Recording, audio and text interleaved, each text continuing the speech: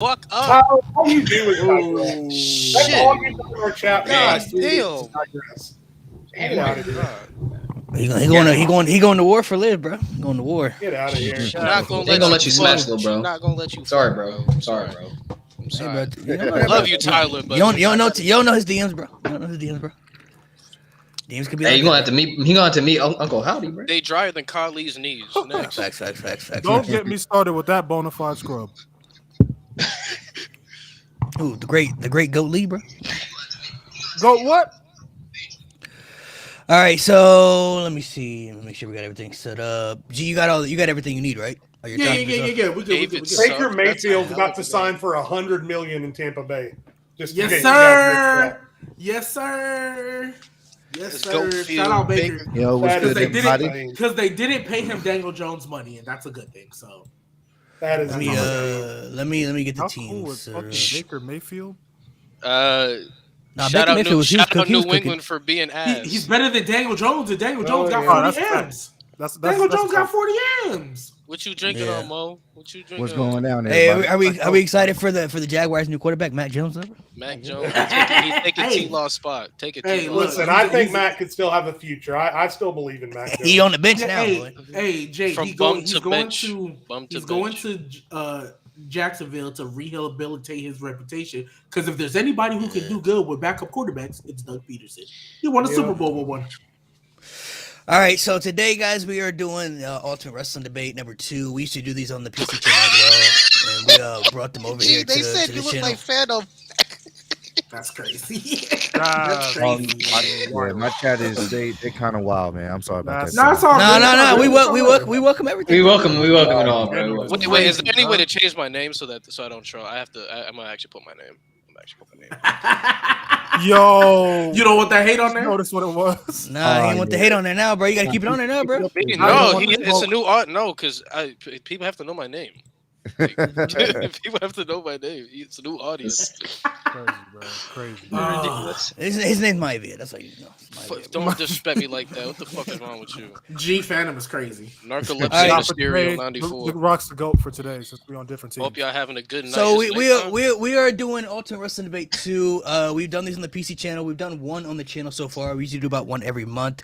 So to break it down, I'm gonna let G break down the rules and the topics that he has put up with. And then we have the teams of myself, Ross, and Mo going up against Nate, Lewis, and Jade. So I don't know how G's gonna structure his side of it because he may make the rules differently on his end. But I'm gonna let G explain everything on his end, how this works, and then he'll explain the topics that we are going to discuss. And we don't know. We have no idea what we're discussing anyway. So Tags.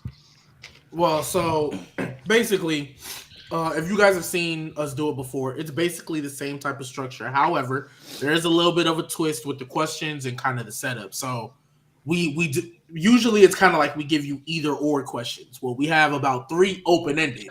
So basically, like for example, one of the questions are going to be worst WrestleMania the past 15 years, excluding 36 because that was the first COVID one. So that's the only one we're not doing because It's not fair, bro. Mickey Mouse, yeah, bro. like you know what I mean. But Underrated. so that's basically from WrestleMania 24 to WrestleMania 39. Whichever that's- one you pick, you got to make That's that easy. argument for. Dude, it. that's easy. You know what I mean? That's So How easy, y'all bro. doing, there's boys? stuff like that. So basically, there's a couple open ended. There's a couple open ended, but I did put in some like either ors as well. Right. Each team. So I'll flip a coin here. Each team will have about 5 minutes. I'll be timing it to kind of make their sides. One team will go, the other team will stay quiet, and the next team will go, and vice versa. The other team will stay quiet. And then after that, there will be kind of like a rebuttal part for another 5 minutes, and then after that, I'll kind of make my argument. The main thing I'm looking for is how you argue the point. For those of you first watching, I'm not looking at what I agree with or not, what I think should happen or not. And I think most of the questions that I tried to put on here were pretty 50-50. Like, I don't really have a dog in either of the fights. So I really care about how you argue it. I'm looking real big on the counterpoints. If you can, shut down a point or so on and so forth. So that's what I'm kind of looking for in this debate. So the 5 questions we have. The first one is, if you could redo a Superstars push and turn them into a main eventer, which one would you choose? Kofi Kingston or Dolph Ziggler? That's the first one. Oh fuck me. No. Number the one I said earlier, the worst WrestleMania of the past 15 years, excluding Why you 36. doing that? The third question: if Becky Lynch doesn't win a WrestleMania, who would you book to be the one to dethrone Rhea Ripley? Me. The fourth one: worst booking decision: Goldberg squashing the Fiend or Brock hitting 6 F5s to beat Roman Reigns. Oh. That's easy. And then the last one: if you could take one person from AEW and put them in WWE, who would it be and why? That is definitely the. That is definitely the. Nate, we've been game planning. I got this. Let me go, Nate. Yeah, we got it. We got it. We got it. Who team I'm on again? I just want to click. It's me and. Do you need to put me at the bottom? Yeah, I can put you at the bottom. Yeah, that'll work. So Ross, it's you, Mo, and Malik on the same team. All right, cool. All right, we got this, man. We got. Take this, me. Don't take me away from my abuse, brother. Wait, let's go. Man, There we go. There we go. We got this. What?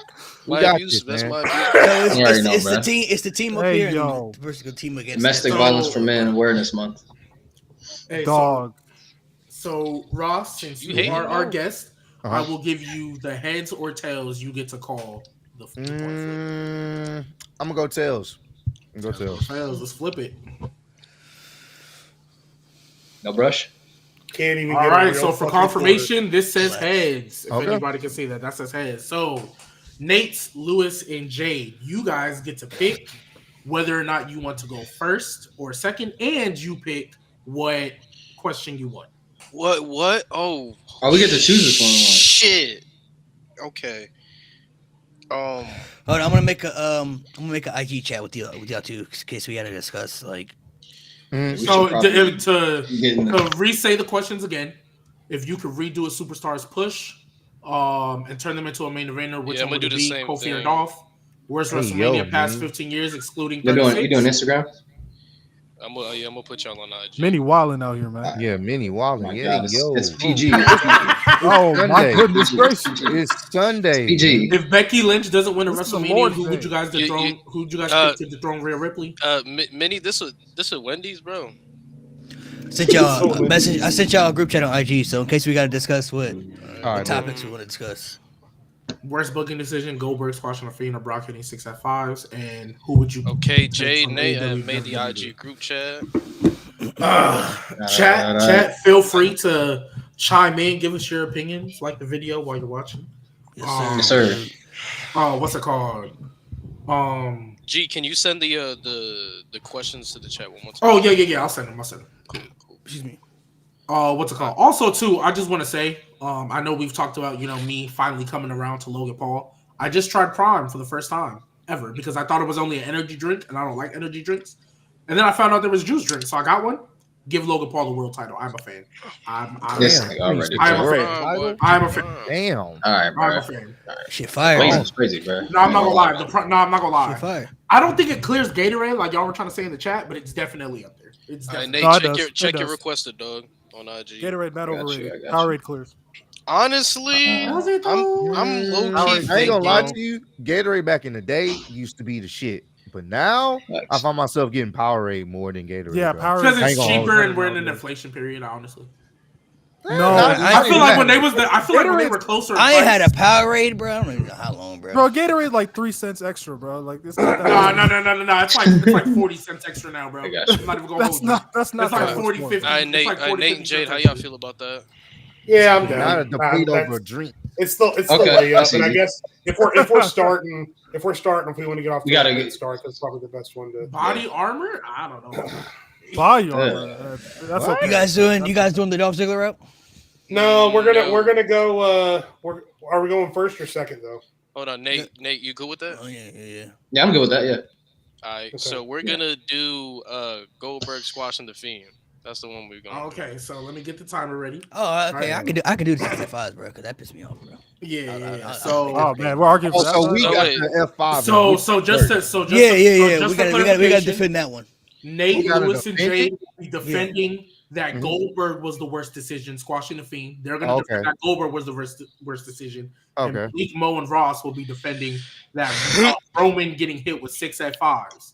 Bro, don't worry, bro. I got you, bro. Which one y'all want to go? Nate, All right, I'll try. Nate, I'll Lewis, and Jay. Let me know when you're ready so I can start this. They're both dog shit, but all right, let's do it. Exactly. Yeah. Exactly. That's why I picked. Right. That's why I picked. versus mid. Yeah, I got yeah, you, bro. yeah. I got you, bro. They both clear any my via decision, so I'm cool. So they're Bro, gonna, relax. they got 5 minutes to go, so you gotta put yourself on mute when they talk. So when they All talk, right, cool. put yourself on mute, and then when G says it's over with, then When I throw up like the 2, that basically means you have 2 minutes left. So Tyler, is your Alright, mom calling you? so all right, so hold on real quick, Nate and Jade. Yeah. Hold on, because when we do shit like this, I like to like strategize to make sure we don't sound. What's the word I'm looking for? I'm drunk. I'm sorry. What's the word I'm looking for? Repetitive. Yeah, like The Rock. facts. Oh Hell my yeah, God. that's wrong. I'm glad No, I somebody made else it- noticed it. Clip me for this. I made That it- entrance is fucking mid. I don't give a fuck. Fuck that entrance. All right, Mid relax. as I made a fuck. skit about that. It's coming out soon. Fuck. About The Rock, his promo. Because I'm glad I'm not the only one who noticed it because he did it last Nah, week. bro, he just be And yapping. I was like, bro, Just be yapping. like, get to the Instagram point. and in the ring, bro. He just yaps. That's all he does. I'm never watching that 21-minute promo. I refuse. Yeah, I'm good. Yeah, I'm good off that.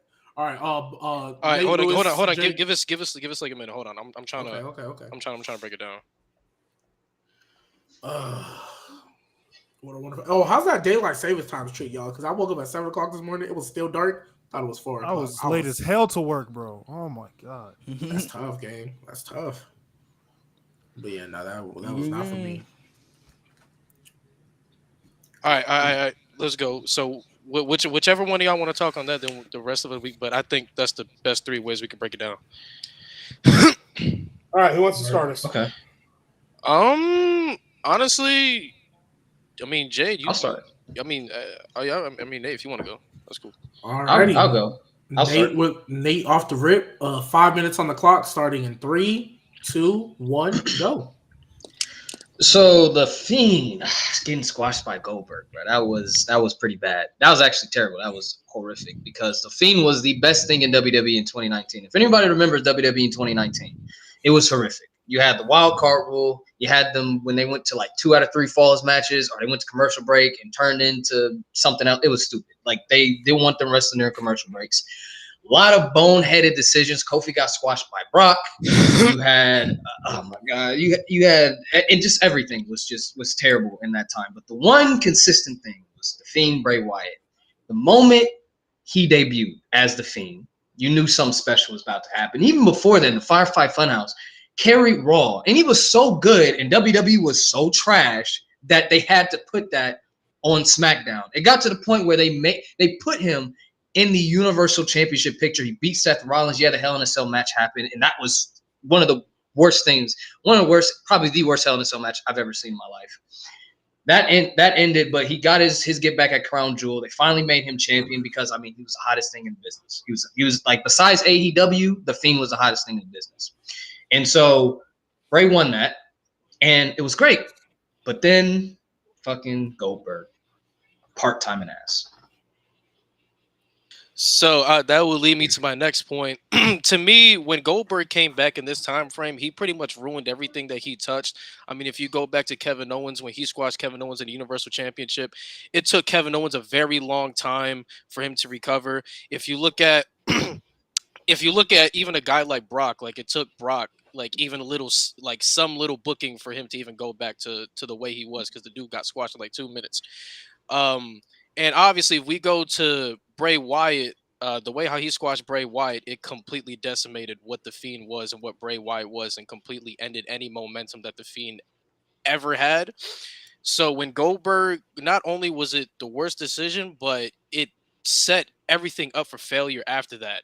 Bray Wyatt led to not having he didn't have a marquee match at the next year's Mania. That was the domino effect. Unfortunately, due to COVID, Goldberg was just stuck in there with Braun Strowman. So a lot of the domino effects of Goldberg beating Bray Wyatt, it just wasn't a good decision for the landscape after. Well, you know what the worst part of it for me was thinking about everything that happened with Goldberg before that WrestleMania match, right? And you think about things like the Saudi Arabia match with The Undertaker, and then you turn around and you put the Universal Championship on him. And what message are you sending to everyone watching at that point? Wrestling skills don't matter. Match quality doesn't matter. Match safety doesn't matter. Undertaker and Goldberg nearly fucking killed each other. All that matters is the money. We want every 50-year-old biker who doesn't usually watch WrestleMania to buy WrestleMania because, oh, hey, look, that's the guy I watched when I was 22. And then you've got this guy who is obviously the future of the company, who is obviously a bright light among a big pile of shit that 2019 and 2020 was. He was one of the hottest acts WWE had in 3 years. And you sacrifice it at the altar of having what would have been at that time a below mid-average match between Roman Reigns and Goldberg. Maybe would it have been better than Braun Strowman? Maybe, but it's still the things you could have done. I mean, he showed it at WrestleMania with the Firefly Funhouse match. The things you could have done to elevate the Universal Championship with that little bit of creativity. But no, we end up with two big men slapping me, and we make jokes about that on the podcast. We make it sound fun. But ultimately, it was just a terrible decision because of everything that led up to it with Goldberg and every poor as shit match and every safety standard that he set before that.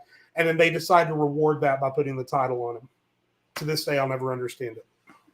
36 seconds. Now, if we look at when Goldberg beat Bray Wyatt, Goldberg beating Bray Wyatt, it led to one of the worst runs the Universal Championship has had since the hot potato between Brock and Roman. Braun Strowman, I'm pretty sure, only had like one title defense, and then Bray Wyatt got it back, and then it led to Roman Reigns having a generational run to even save the championship, all because Goldberg's selfish ass wanted to bury one of the hottest superstars we've ever seen. Bam. 10 seconds. Anything else to add? It affected the company as a whole. Goldberg. Yeah, fuck Goldberg.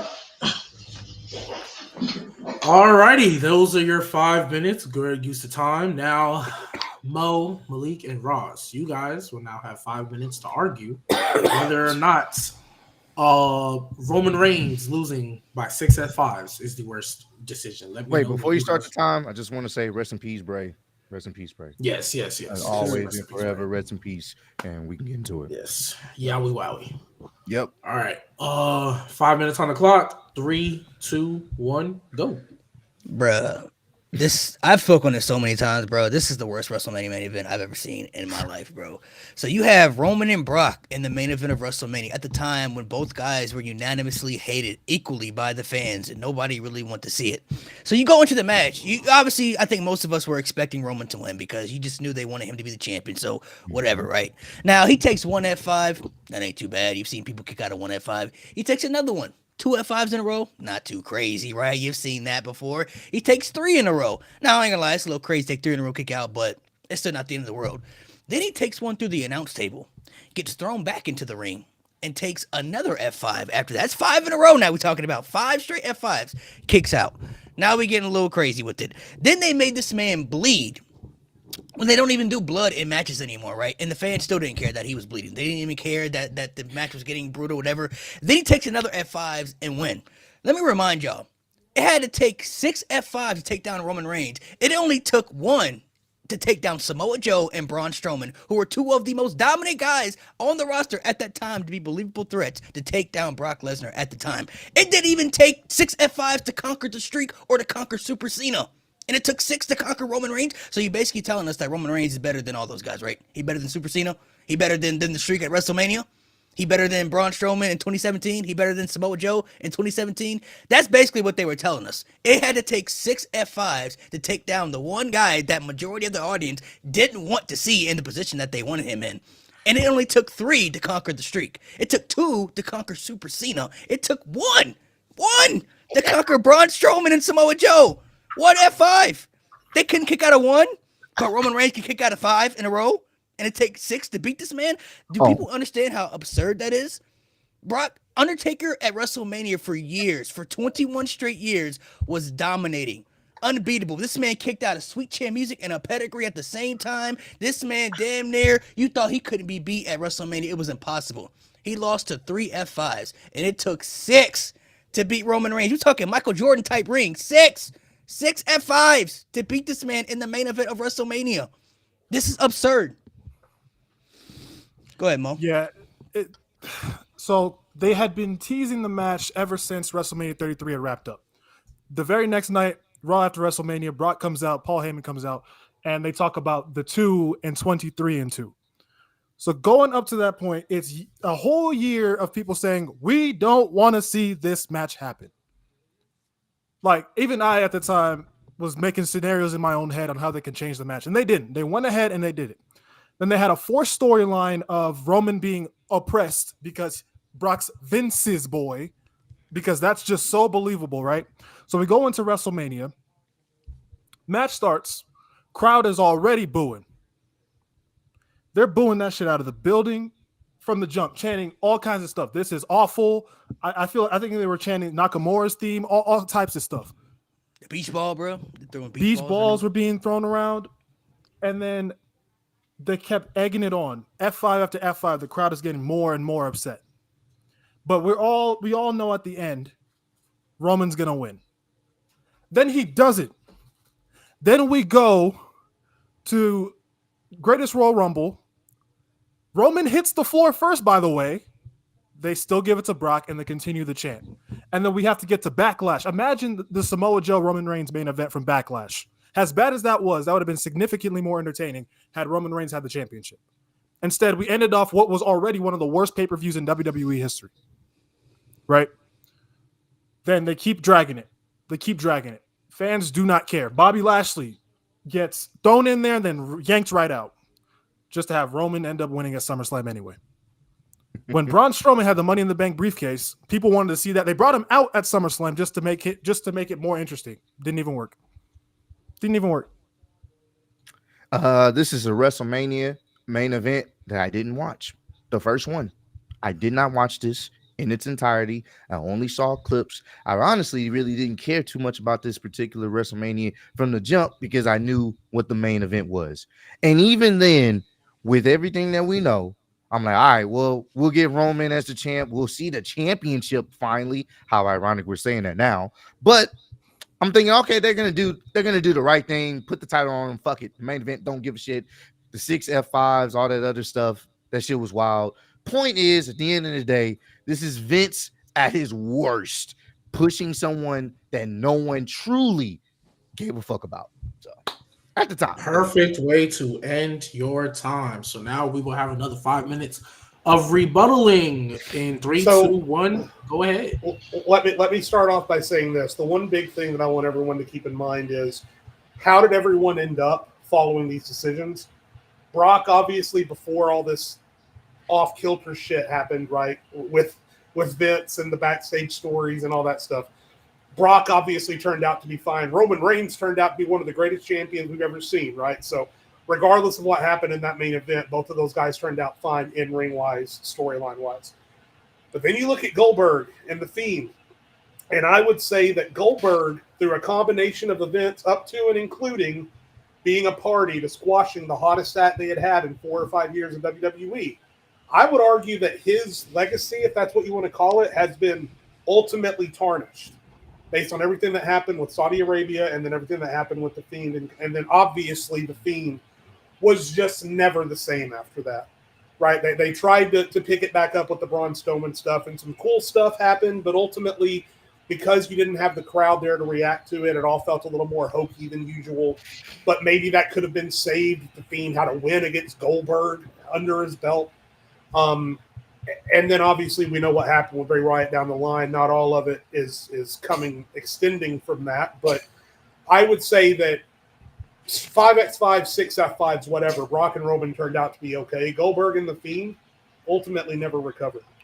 So I want to rebuttal that point right there. Now, Brock and Roman may have been fine, but look at how it affected other people that were a part of that. You go looking before the match at WrestleMania, Braun Strowman in the Elimination Chamber eliminated everybody in that match except for Roman Reigns. The one guy he couldn't beat was the one guy nobody wanted him to win that match. And then the best thing they had for Braun Strowman at the WrestleMania was him to win the fucking tag titles with a child. That's the best thing they had for him to do at that WrestleMania because he didn't win that Elimination Chamber. And then you look at what happened afterwards. They put him in a feud with Jinder Mahal. Roman Reigns couldn't even get babyface cheers over Jinder Mahal. He couldn't even get cheered over Jinder Mahal. Not to mention what it did to Bobby Lashley. Bobby Lashley beat Roman Reigns at Extreme Rules, only to Clean. lose a number one The next contenders night. match the next night for no reason. So they took Bobby Lashley out of the Universal Championship picture for Roman Reigns once again. And if it may not have affected Roman and Brock, of course, Roman and Brock were going to be solidified no matter what. But the people around it, dude, they literally had Braun Strowman win the titles with the kid because they had nothing else for him to do at WrestleMania. The best thing they had for him to do was win the tag titles with a 10-year-old child, bro. You see, Bobby And the Lashley- thing you is, see, and the thing you is, see, go ahead. you see, go ahead. this is where I want to rebuttal. You said yourself, Roman Reigns will always be solidified. Roman Reigns will always be protected no matter what. We can agree Roman Reigns is always the guy and he's going to be protected no matter what, right? They're going to keep Yeah, putting him yes. in these situations. In 2019, the top two merch sellers were Roman Reigns and Becky Lynch. Do you know who was the only man to overtake that before the Goldberg shit happened? Bray Wyatt. Bray Wyatt as the Fiend managed to overtake peak popularity Becky Lynch and cancer announcement Roman, and managed to outsell both of them at their peaks. And But here's the since thing. and since Goldberg squashed the Fiend, like you said, Roman is solidified. Roman got the 6 F5s and he got smoked by Brock. He was fine afterwards. Once Goldberg squashed the Fiend, that humanized the Fiend, and the Fiend was never able to recover. We look down the line, the Fiend got his nuts kicked by Roman, and that's what started this Roman shit. And then if we look at the Fiend at WrestleMania, it took one fucking RKO from Randy Orton to smoke this man. The Fiend never recovered after that Goldberg loss. No, you know what killed the Fiend in the beginning was when the referee inside a Hell in a Cell match became a Karen and ended the match because, oh, this monster, this demon was way too beat up. That's what killed Bray Wyatt in the beginning. That's I what feel killed the like Fiend in that the killed beginning. Seth more than Bray. Yeah, he that never definitely recovered killed from that. Seth.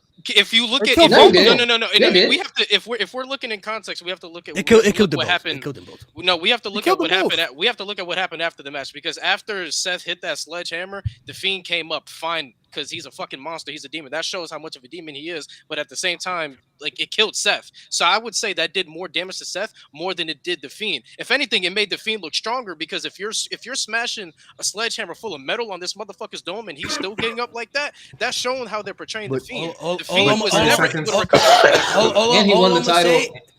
All I'm gonna say is if the Fiend never had to feud with Seth Rollins, Goldberg would have never beat the Fiend in the first place to put the title on him. Because the Fiend going after the championship was a detriment to him from the beginning. Because he There was we a go. fresh new There we character on the roster. They had to build There up, we go. and they immediately threw him in the title picture. And They then, booked of themselves course, in the corner. everybody knows when you're a champion, obviously you can't hold the title forever, right? I mean, you're gonna have to lose it. Exactly. And obviously, the worst thing they possibly do was have him lose to Goldberg. But that honestly probably could have never happened if they never threw him in the title picture so soon. Like, I think a lot of us were always like, Oh, I had such a fucking rebuttal for. Oh my! Give me 1 minute. Give us one more minute. Give us one more minute. They should have Go never ahead. put Go. him- I'm a generous host. The, One more minute. the reason I can't really say that it was a detriment once he won the Universal title, because a lot of people are saying in the chat it's a detriment that he won the Universal title. He had to eventually lose. If you remember, friendly neighborhood fucking Bray Wyatt defended the Universal title against the Miz at TLC, so they could have definitely put a loophole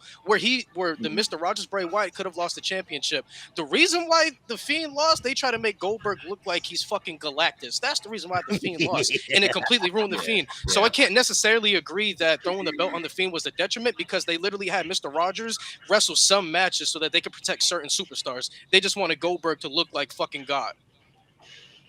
they did that with certain superstars, yeah. But when it comes to Vince booking, I mean, the Fiend was going to lose regardless. I mean, he didn't have to lose to Goldberg though. Like if he would have lost, No, to he- Roman, he- he would have looked strong. No, absolutely not. But No, but if he lost to Roman, though, that would have been bad for Roman. That's why he didn't lose to Roman. There Yeah, was but we're different- talking there about was Bray there Wyatt, was bro. different times where the Fiend could have lost. I mean, the strap match at the Royal Rumble against Daniel Bryan, that could have That's been true. a way where nobody would have been mad. It's the way how they Yeah. humanized them and made him get dominated. If he lost to Daniel Bryan in an insane physical match, strap match, I don't think anybody would have a problem, because that was probably match of the night that night. The problem is, That's just so to back up Lewis's point, the Fiend should have only ever lost a match because of a storyline reason, not because bald-headed fucking Goldberg came in and jackhammered. Old ass There was Goldberg. No super- reason for the Can't even do No, a you bring- jackhammer you guys- properly, bro. He can't even do the jackhammer properly. You guys bring up a lot of points. I mean, it did Goldberg's affect ugly. it did affect the Fiend. It did affect the Fiend's character long term. But what was so bad about Brock and Roman? It affected other people around it. Around him, Other people yeah. around it Yeah. got affected within that stuff. It may not have affected those two guys in general, but like I said, Braun Strowman, he won a tag title with the fucking kid, bro, at WrestleMania. That's the best thing they had from at WrestleMania, bro. The best thing they had, he was the most dominant guy in 2017. Shout out And the Nicholas. best thing, he dominates the Elimination Chamber. Nicholas the Everybody GOAT. in the match. He So- smoked. so- He smoked Cena. He smoked Finn Balor. He smoked Seth Rollins. Yeah. He smoked everybody in Yeah. that match. And the Nate, best thing so- they had. I think- from him I So think- are we? WrestleMania. So we're deteriorating from the 6 F5s. We're talking about the story of Brock versus Roman. If Brock versus Roman, if Brock beat Roman with 2 F5s, then those guys are still affected. We're talking about the 6 F5s. If Brock beat Roman with 2 F5s, Well, the whole Samoa the whole Joe, point. Braun the whole Strowman, point they're is still the- affected. We're talking about the 6 F5s. We're not talking Yeah, about but Roman the whole losing to point- Brock. We're talking about in 6 whole point F5s. The whole point is though that should have never happened to begin with. It only happened because he had to go through the elimination chamber to get there, which affected other people around it. And then because of the 6 F5s, they had to extend that feud out even longer, which nobody wanted. Nobody wanted that. We didn't want I- to see Brock and Roman. Time. I feel time. like Yeah, I know. So going forward, the debate round, I'll put it at 8 minutes because I was letting y'all rock because 5 minutes clearly wasn't enough. I for feel that. like we could have gone a whole hour going back. Yeah, probably. Yeah. So what I will say, Fiend versus Santino's obviously nasty. both of y'all's opening points were really strong. Damn. I really loved when Jay came in, and talked about how how everything was affected afterwards as well. Around talked about the Fiend never being the same, but then y'all up top came back with basically y'all both kind of did a really good job of showing how everything else off of that decision got affected, not just them two. Right, y'all talked about the Samoa Joe, Braun, all them dudes. The guys at the bottom talked about how Goldberg. Jade, you made a point that Goldberg's reputation was tarnished. I really did like that point because when you think about it, Goldberg wasn't really viewed the same after that.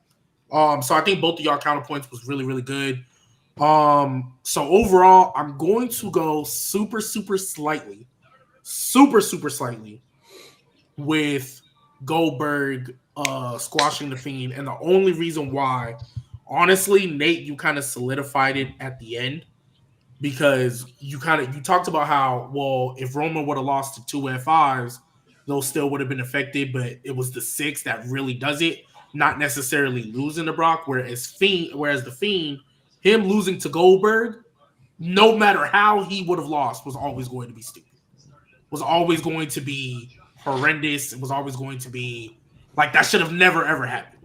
Never, there's no, at least with Roman, at least for me, with Roman, the 6 F5s is what really does it.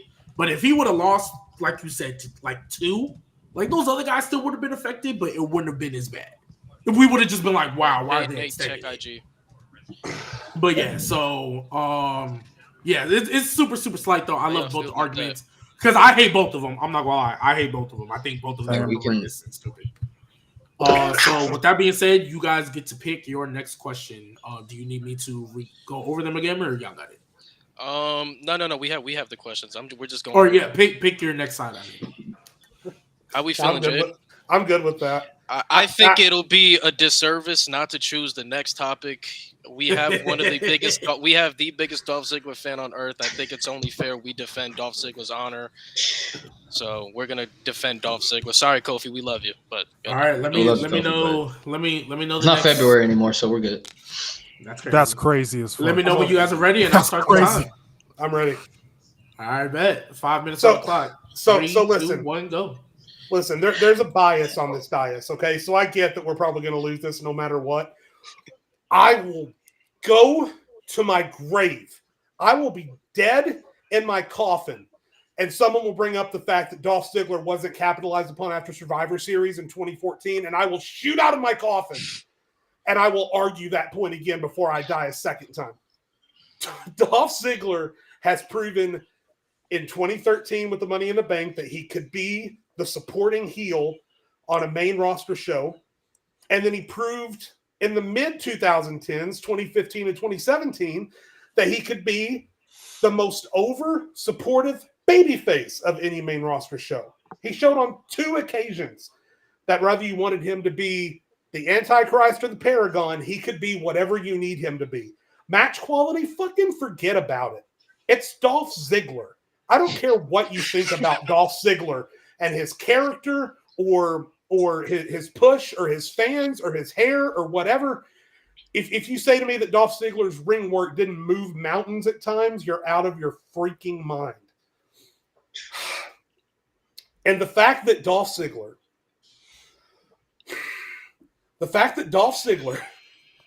was the world heavyweight champion twice, and on both occasions, we were more focused on who his fucking girlfriend was than what he was doing in the ring shakes me to my knees.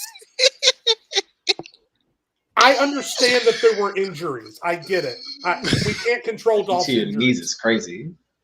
But we could have controlled how we booked him as a champion. You guys remember when Chris Jericho beat Stone Cold and The Rock in one night, became the undisputed champion, and then carried Stephanie McMahon's purse and her little fucking dog or whatever until he lost to Triple H? That's what both of Dolph Ziggler's title reigns remind me of. Dolph Ziggler came off of the most electric Money in the Bank cash-in. Nothing. He comes off of being the last man standing against Team Authority. Nothing. He wins a retirement match against The Miz. Nothing. We had all of these opportunities to make Dolph Ziggler if not the face of WWE.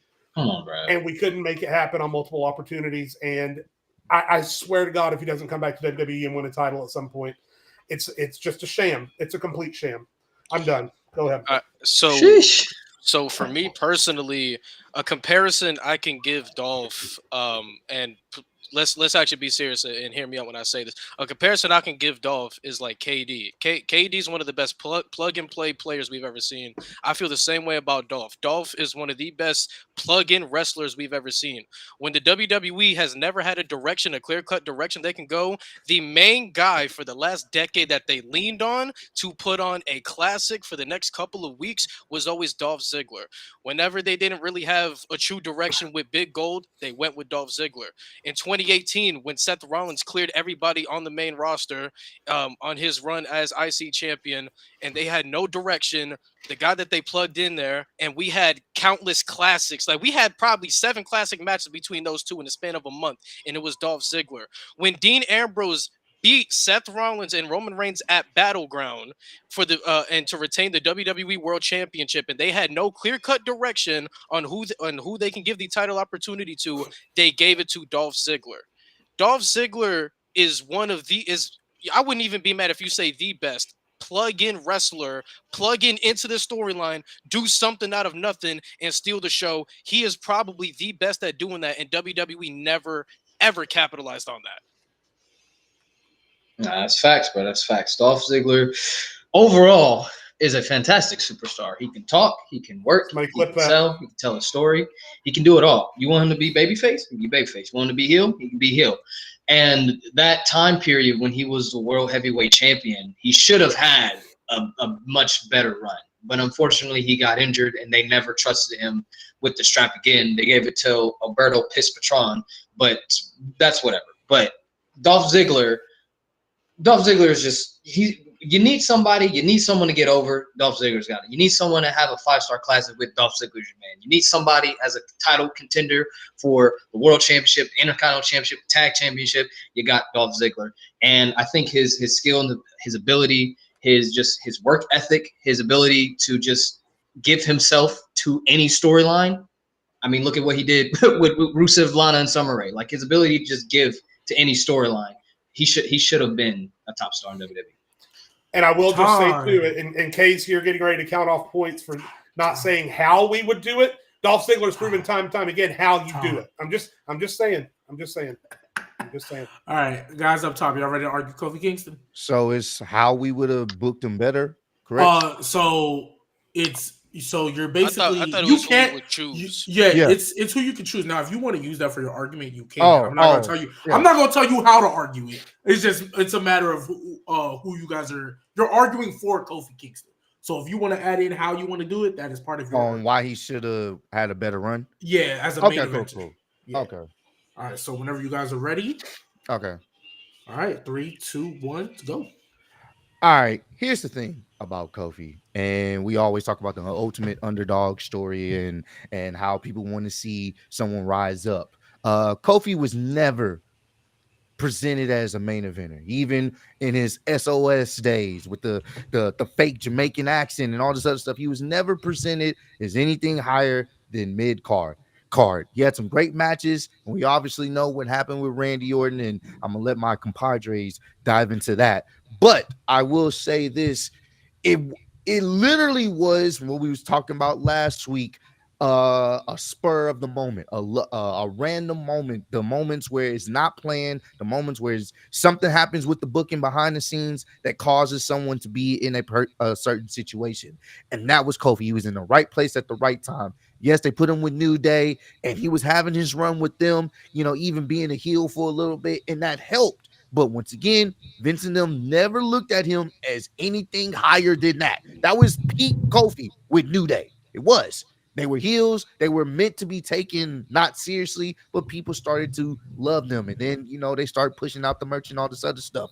It wasn't until Ali got hurt, and then all of a sudden the fans switched.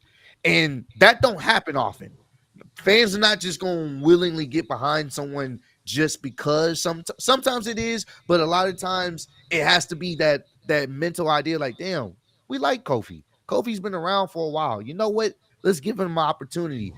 And once again, outside of the Ali situation, they kind of forced WWE's hand. And a black guy being put in that position in this company. I know people don't want to bring up race, but that's something special, especially to see something like that when you've seen someone work and grind for so long to be only at this ceiling, and then now cards line up and now they're in a situation to be a main eventer and looked at as a main eventer.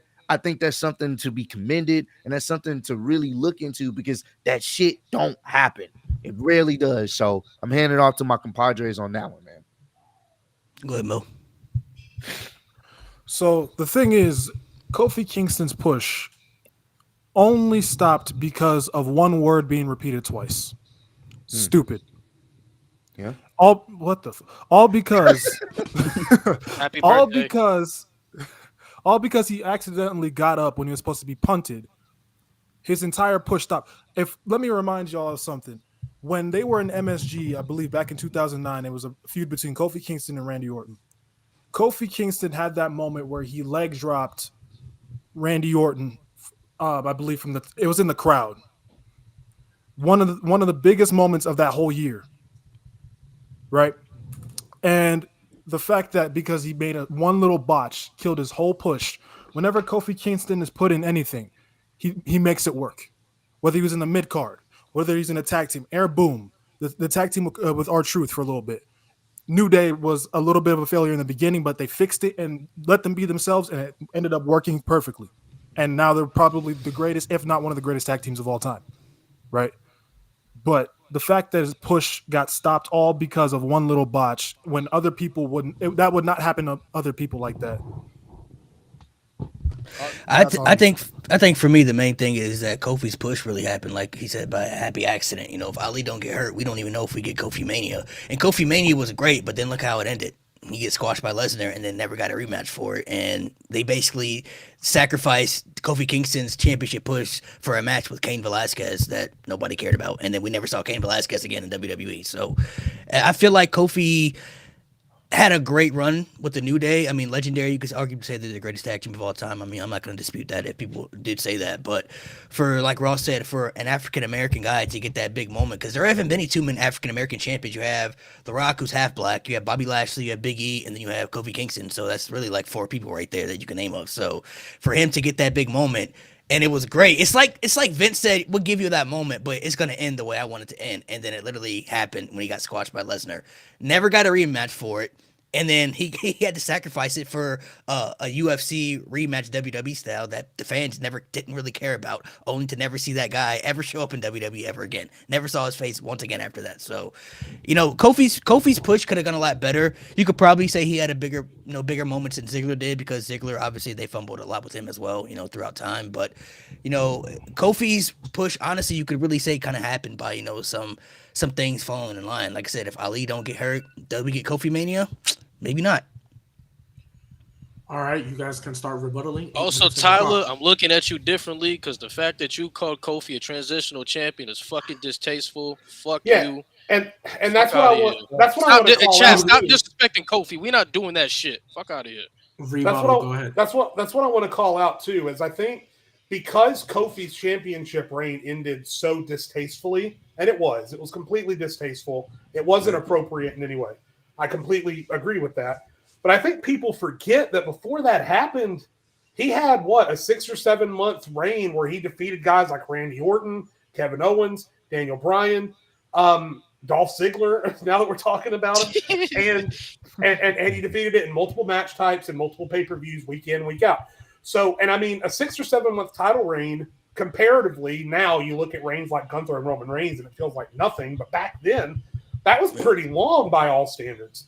Whereas Dolph Ziggler obviously never had that. And then you look at Kofi's career without that 6 month world championship reign, still a bona fide Hall of Famer. I would argue, even as Dolph Ziggler's biggest fan, Dolph Ziggler's Hall of Fame credibility is like, it's like that, because yeah, he was one of the most talented guys to ever come in the company, but without somebody getting behind him and pushing him to where he needed to be, Dolph Ziggler never punched through that glass ceiling like Kofi did.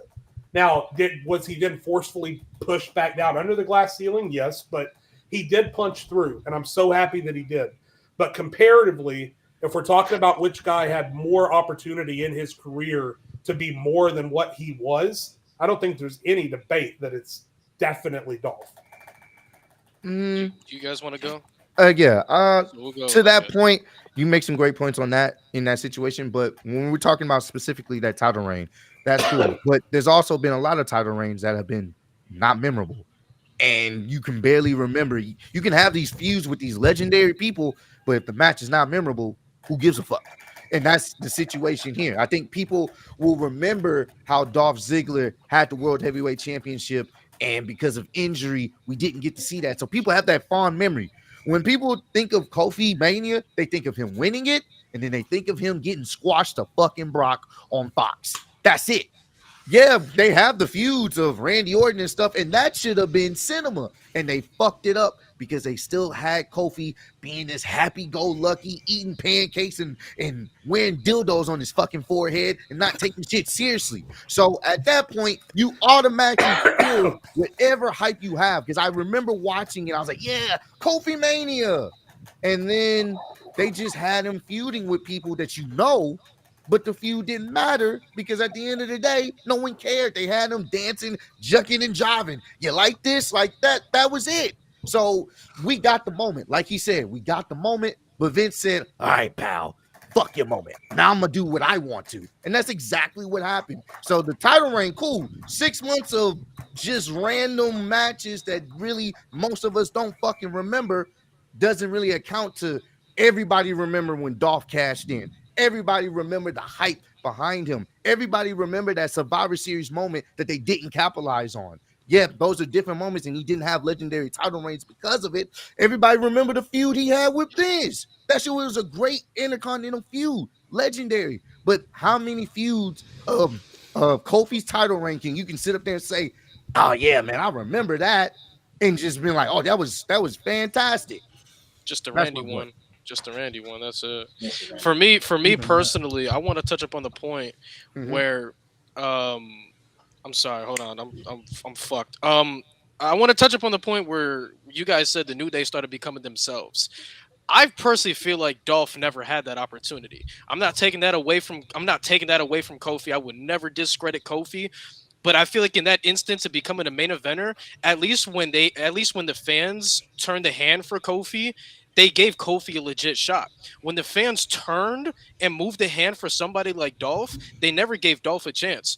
basically what I'm saying is WWE was more open to giving Kofi at least a true run as a true main eventer rather than Dolph. It's hard. It's really hard because both guys were rejected for so long. But I think we can all sit up here and agree that Dolph was rejected through and through, and they did not believe in Dolph. At least when Kofi had his peak, they tried and they were open to do something with that. With Dolph, he never had that.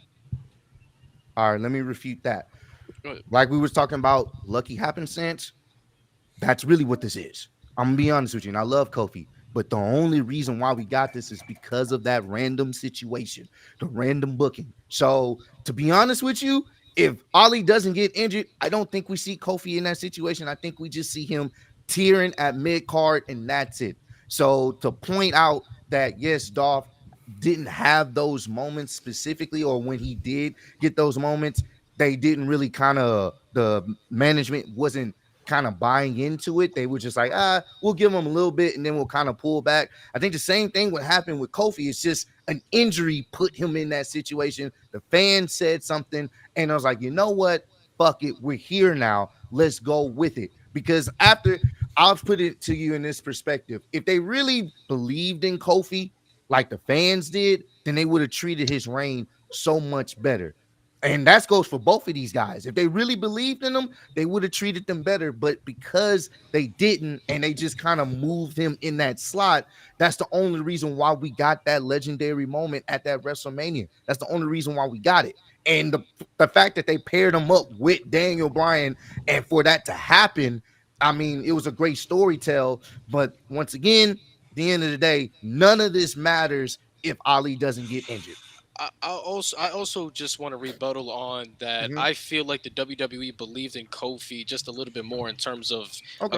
in terms of a superstar company aspect, because they threw him with New Day, and like Mo said, in the beginning they were a little bit shaky, but then they took off and arguably became the greatest WWE tag team of all Mhm. time. Okay. I'm not saying put Dolph in the same situation and he'll replicate the same results. I'm not saying that.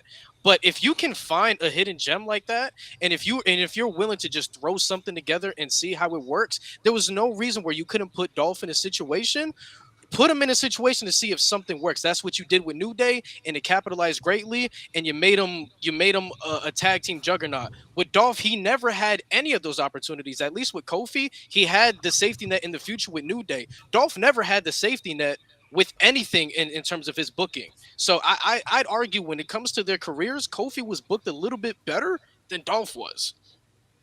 And I could rebuttal, but I don't want to slurp Dolph anymore. So. Go ahead, Nate. Hey yo. That's egregious. That is egregious. I mean, That's, for Dolph, it was one injury and he was back to the mid card. For Kofi, he lost to Brock. At least he had the New Day to fall back on. Like, he won the tag titles literally the next week, and he always had that. With Dolph, it was like back to the mid card, and slowly, besides like Survivor Series 2014, and then 2016, that feud with the Miz. Besides that, Dolph was just kind of always floating to the point where he wasn't even on TV for like a year. Like, he just wasn't there, and it got to the point where people like me would be like, "Dog, like Dolph Ziggler's like trash. Like, it's not going to amount to anything," because they never gave him that chance. They never put him in anything, to the point where he won the NXT championship. I was like, Dolph Ziggler, out of all people, winning the NXT championship. What are we doing? Like, that's what you have for Dolph Ziggler. So they never really gave Dolph any opportunities outside of what he had. Unlike Kofi, who after he lost to Brock, at least he had New Day to fall back on. It was a great argument, guys. Obviously, I think both of these guys should have had better opportunities. I love the points that kind of Nate and y'all were bringing up. Y'all brought up how Kofi, like, at least he had something to fall back on, in a sense, where Dolph didn't really have that safety blanket almost. And then, Jade, you talk about it all the time. You said it, the fact that in both of his title runs, they were more interested with who his girlfriend was as opposed to the title reign. That definitely resonated with me, because it was like, yeah, that is kind of true. I do think, I do think Dolph had, I don't want to say the bigger highs, but more highs. But I still think y'all did a great job showing, like, okay, yeah, he had that, but it was kind of like, that's it. However, I am gonna go with Kofi, and the only reason I'm gonna go with Kofi is because they brought up the point that Kofi's push got stopped off of a botch for 11 years. Like that's crazy. That's pretty shitty. Like when you really think That's about very it, shitty, dog. one botch and you never get put back in that position. And then when you did get put back in the position, Raw said it was only because of an injury because that was supposed to be Mustafa Ali. And I remember because I remember vividly Mustafa Ali beating Daniel Bryan, which at the time was like the biggest deal in the world. Mm-hmm. That was like the biggest deal in the world. Like I even remember he botched it too. Like he hit Daniel Bryan like crazy, like off his 450 or whatever. And he like apologized during the pain, but still got it. Like that was crazy. That's the only reason I'm gonna go with Kofi. Well, that's the main reason why, because you don't get put in that position at all for like I don't even think he had a world title match at all in that span. And then when you did get it, it was kind of like all they really did was say, "Oh, Mustafa's hurt. Hey, Kofi, go run the gauntlet." Because why not? You know what I mean? You're reliable. We trust you.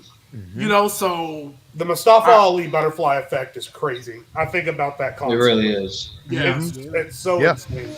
Yeah. It's not to mention too, like I said, look how it ended. It feels like they just gave us the moment just to give it to us, and then Because it was inaudible. and then Yeah. he just killed, and then he killed it when he wanted to kill it the way he did. Yeah, because remember, Kevin Owens was supposed to win that title at Mania. Yeah, he wasn't even on WrestleMania either. So Yeah, because he What? came back at Fastlane. That's when they re-debuted him He at was Fastlane. supposed to beat Brian at Mania. Yes, he was supposed to be the one to beat Yeah. Bryan at Mania, bro. He was supposed to be the one to beat Bryan at Damn. Mania. I'm glad That's we why got he- Kofi that's why Mania, he- but KO Yeah. beating him, that would have been. Yeah, that would have been That crazy. could That have been would've crazy That too. would have been. All right, so it's 1-1 right now. Malik, Mo, Ross. You guys get to Damn. pick. what's the KO for the could have beat remaining- Kofi. Yeah. So KO Mania, man. Kofi? That would have Hey, been man. That crazy. SummerSlam at least. That would have been. Nah, bro. A heel 'Cause KO remember, they beating put him. Kofi would've They been put nice. him. They put him. Remember, they put Kevin Owens with the New Day for like a couple Yeah. weeks, and they would go, Oh, and it was like he was the Big O, The and then he Big turned O. on I him did immediately. not And I know was he was like, originally "Aw." supposed to beat Daniel Bryan. Yeah, I he was. didn't. He was. Yeah. So Yeah, he wait, was. so what was Yeah. the whole? You couldn't have KO beat Kofi at the 1000th episode of SmackDown? Like what the fuck? Nah, because they Brock were Lesnar, trying Nah, to. bro. man. And they just went to Fox, right? had Yeah, to, they had to were- do had to do Brock, had to do Fox? Brock and Cain Velasquez, bro. They had to do it. Bro. Yeah, Bro, because yeah, they it were was trying Fox, to. you know? They You were would Y'all gonna think hate me you for would this. think that would be the safety net. Like, okay, we don't want Kofi as champion anymore, so just throw it at KO because we were What gonna are do it anyways. what are the next three The topics? last, I didn't know that. three remaining I'm not gonna say questions it. are worst WrestleMania of the past 15 years, excluding 36, so 24 Okay. through 39. Okay. If Becky Lynch doesn't win a WrestleMania, who would you book to be the one to dethrone Rhea Ripley? Mm, And if you could take one person from AEW and put him in WWE, who would it be and why? All right, I'm gonna defend this, bro. Hold on. All right. Yo, hey, Y'all like hey, the video, by the way? Nate, Jade, if we get AEW, I we should need do this, this bro. one a troll. Crazy, I'll bro. give it to you, Malik. I'll give it to you, Malik. Because I Bro, can help there's you with so this. many- I'll give it to you. There's Yeah. so many bad things. You can say about Yes. Hey, yes, I'll give it to you. I got you. Nah, I got you. dude. Hey, so do y'all have y'all's question and defense? Yeah, I was thinking course, the bro. same Yeah, thing, yeah, man. yeah. Let's Just go. troll as if. All he right, wasn't there. so which one is it going to be, Malik? I feel like you're real excited about it. We definitely slandered WrestleMania 34, bro. Oh. It's getting slandered easily. All bro. right, so Malik, Mo, and Ross, you guys will be telling us why WrestleMania You started 34 off, Mo, man. You is the go worst ahead. Mania in the last Man, 15 years. I'm gonna take it. I'm gonna take it, and then whoever want to go after can pitch in, bro. Whoever Shoot, feels man. it. Go for it. All righty, it's on the clock.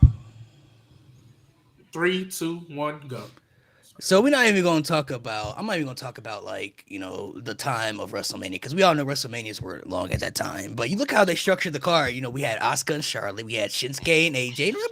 We look Undertaker and John Cena. No, we looking pretty promising. You know what I'm saying? Even though the main event ain't what we want it to be, it's still looking pretty promising. Show starts off great. Triple threat IC title match. Chef's kiss, right? Starting off great, right? Then you have Charlotte beat Asuka. Now, even though I don't think that was the end of the world, that right there should have been the red flag sign that we should have saw right there. We should have known right there that WrestleMania was going to be doomed from right there. Just off the fact Asuka lost. You had Asuka lose to Charlotte, which not a lot of people wanted Charlotte to beat that streak, but it's whatever, right? Then you dive into the rest of the show. We get Undertaker, John Cena, a dream match we all have been waiting for years. We have been waiting for that match at WrestleMania for so long. You look at the documentary, Undertaker looking like he's in shape and everything after not looking in shape. He looking in great shape for his age for the first time in so long. And what did we get? 2-minute squash match. Undertaker, old man Taker, squashed John Cena at WrestleMania in a 2-minute squash match after we wait. waited years to see that match. I just want to expound on that point. That was off of Vince McMahon troll, by the way, because he just wanted to see Undertaker get in all this great shape, only to put him in that match. By the way, Only for a troll. You had the New Day versus the Bludgeon Brothers and the Usos. You give that time, that could have been a great tag team match right there. That was a 5-minute squash match. The Bludgeon Brothers destroyed Kofi Kingston, Xavier Woods, and the Usos. Just squashed them for no reason. Then you look at the rest of the show. We get through all those shenanigans right there. AJ and Shinsuke, one of the most hyped up WrestleMania matches in WWE history, bro. If anybody ever saw their match in Wrestle Kingdom, bro, you thought this match was gonna cook. Like, bro, AJ and Shinsuke, this is what we wanted. Literally, after Shinsuke won the Rumble, he announced AJ right afterwards. He announced the agenda. That's what we're doing. This match was the third to last match on WrestleMania. It had a good time, but by that time, the WrestleMania had been so long, the fans really was kind of dying out a little bit, and the match stuck up the joint. It was a very disappointment, not to mention Shinsuke lost and then turned heel for what? One of the most over baby faces in the company, turns heel afterwards, and then Shinsuke, you talk about steam dying down. His steam died down tremendously. He never touched the world title after that. He lost to AJ like what, 4 times in a row after that? Crazy stuff. And then you look, in the nuts. and then I already mentioned Braun Strowman, bro. The best thing they had for him was to team up with the Child at WrestleMania and win the tag titles, bro. They put him in the tag team title match. He comes out. We're waiting to see who his partner is, right? Who's going to be his partner? He's going out in the crowd. We think it's going to be somebody. He brings in a kid. And they literally won the he couldn't even hold up the damn belt, bro. This kid couldn't even hold the title over his head, bro. He was that small. He's 10 years old, bro. He couldn't even hold the title up. That's how little he was. He like this, bro. With the tag team titles at WrestleMania, bro. And then they gave him up the next night. He had to relinquish him because obviously the 10-year-old child, he can't defend the titles. He's in school still. So they had to literally give up the tag titles. They had them beat the Bar, which was one of the best tag teams in WWE at that time. They had to beat the Bar just to give up the tag titles at WrestleMania. And not to mention that main event, Brock Lesnar and Roman Reigns, gosh. The two guys in the company that fans legitimately hated more than anybody in the company at the time frame. In the main event of WrestleMania, the crowd literally chanted, "This is awful." Brock Lesnar threw the fucking title at Vince McMahon after the match because he knew that shit was duty cheeks, bro. That shit was garbage. Go ahead, Mo. We only got 2 minutes, so he pretty much cooked. We can just expound. This was a prime example of how horrid this era of WWE was, 2018. Because the night before was TakeOver New Orleans, the show that got me into NXT in the beginning, like full time. To follow it up with this, and for it to start so well, then for it to fall off a fucking cliff the way it did, right? Like AJ and Shinsuke was so bad. Not because of the expectations. No, it was bad because they put it third to last on a card that was already 4 hours long. Like that was the biggest disappointment of the weekend, man. They should have opened. If you ask me, they should have opened the show. Let them cook for 20 minutes, but no, they wanted to fumble. They want to mess with that so much for a match in the main event that nobody wanted to see. Like Malik said, the two people that were hated the most in the company. Yep. They kind of spoke on everything here, to be honest with you. Once again, it's the only WrestleMania that I didn't watch the main event because I didn't give a fuck. And when you can do that at your biggest show to not make me care, that's a problem. The fact that all the people that the fans was behind and wanting to see when it came to Asuka and AJ and Shinsuke, for Vince to just say, fuck it, this is my show. I'm going to do whatever the fuck I want. I don't give a fuck what you feel like. That's how I felt about this entire show. So, honestly, for me, it's a skip. Easy skip. Perfect time. I do just want to say, though, Mo, NXT TakeOver New Orleans, greatest pay-per-view I've ever seen in my life. Greatest pay-per-view I've ever seen. That's crazy. Yes. I've ever. Or let me rephrase that. Actually, no, I'm not going to rephrase it. It's the greatest pay-per-view Your I've ever opinion, seen man. in my life. That's your opinion. Hey, no, it's a good opinion. Great. I'll say Not mine, but that's a good one. But I'll give you that. That's a great opinion, bro. That's a great opinion. No, yeah, I can't I'm get in that. 2021. All right. Next up, Nate, Lewis, Jade. You guys ready? Oh, we're ready. Because the worst WrestleMania of all time, as I've actually just learned, is WrestleMania 27. Because you want to talk about how bad the 2 world title matches at 34 were.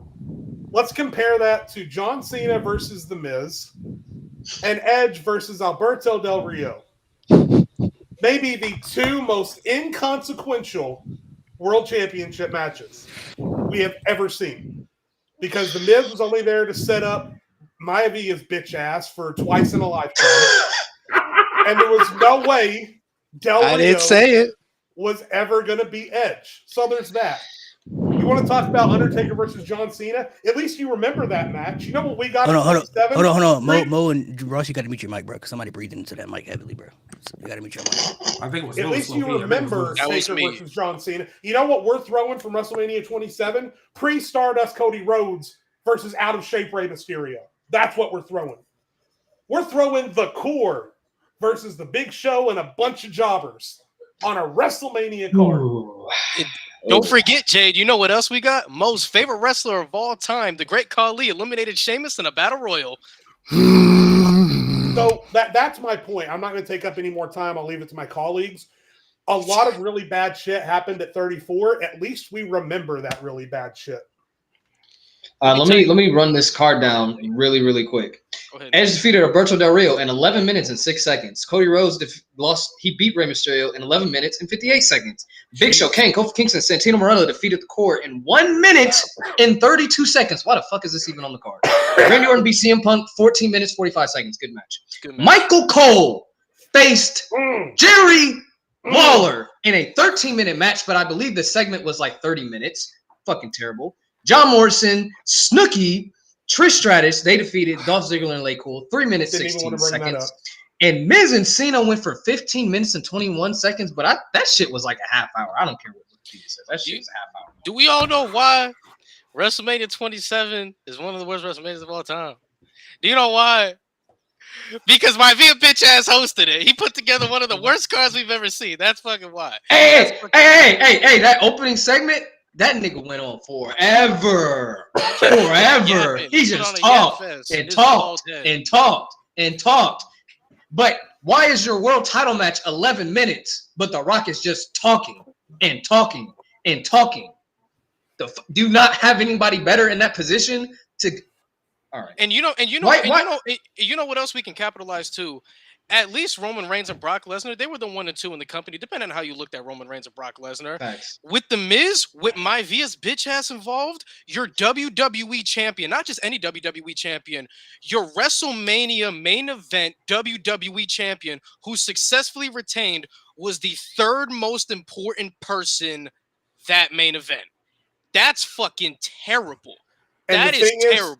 The thing is, too, even though the results at WrestleMania 34 may have ended up being really shitty, and they were, at least there was hype. We were all hyped because we wanted to see what was going to happen with Taker and Cena. We were hyped about Brock Lesnar and Roman because we thought Roman was finally going to win. We were hyped about Shinsuke and AJ because we thought that match was going to change lives. We were hyped about Asuka. Now, none of that stuff happened, right? But at least there was hype going into it. The match with the most heat, I shit you not, going into 27 was Michael Cole versus Jerry Lawler. That match had the most heat of any match on that card, and that is saying something. No one cared a thing about any match on that card because everything felt like it was a SummerSlam, not a WrestleMania. And you know what, Nate? Let me also say this too. At least with AJ Styles and Shinsuke Nakamura, as much of a snooze fest that it was, at least they gave them time. At least you gave Shinsuke Nakamura, who was your Royal Rumble winner, at least you gave him time. You gave him 20 minutes. Alberto Del Rio was coming off the largest Royal Rumble win in WWE history and was only given 11 minutes to work with. 11. At least Shinsuke, the Royal Rumble winner, had time. Del Rio didn't. I forgot to mention Undertaker and Triple H. That's the one good match on this godforsaken show. I didn't want to bring the that only up good match. That was the only. Just time literally, it's a one match show. That's literally it. At least WrestleMania 34 had at least they had 2 good matches. At least this only had one, bro. They had two matches that went under 5 minutes. What the? Y'all can go into the rebuttal because you basically ended. Can we start? Yeah. Fuck Mania 34, by the way. We all feel that way. So both are shitty WrestleManias. We were gonna either pick 27 or 34, by the way. We were picking the one. But to go off the point Jay said, and this is what makes 34 even worse than 27. He said there was a lot of hype for 34, which there was, and that makes it even worse because we were really excited for some of these matches that shit the bed.